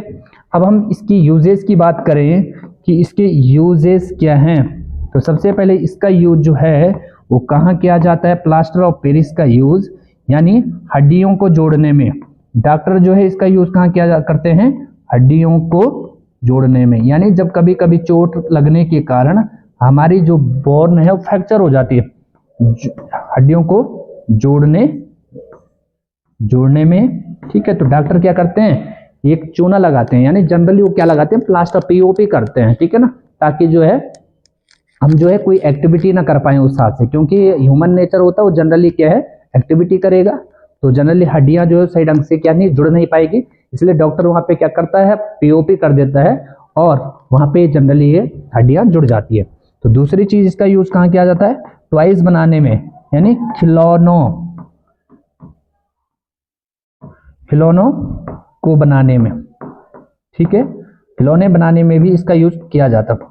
और साथ ही साथ इसका यूज जो है वो सीलिंग बनाने में, यानी जो घरों की जो छत होती है ना, छतों में सीलिंग बनाने में, सीलिंग जानते हैं जो विभिन्न प्रकार की क्या होती है? डिजाइन होते हैं, सीलिंग बनाने में इसका यूज होता है प्लास्टर ऑफ पेरिस का, ठीक है। तो ये था हमारे पास POP। और जिप्सम जनरली कैसे बनेगा? रिएक्शन को रिवर्स कर देंगे तो हमारे पास जिप्सम बन के आएगा, ठीक है ना। तो यही है प्लास्टर ऑफ पेरिस। और इसमें जनरली हमने किसके बारे में पढ़ा था? सॉल्ट फैमिलीज के बारे में पढ़ा था। तो 3 टाइप में हमने इस चैप्टर को डिवाइड किया था, एसिड, बेस एंड सॉल्ट, ठीक है। आई होप आपको ये वीडियोस पसंद आया होगा। अब नेक्स्ट वीडियोस में हम 3rd चैप्टर की बात करेंगे, जिसमें हमारे पास आएगा मेटल एंड नॉन मेटल्स, ठीक है ना। Thank you.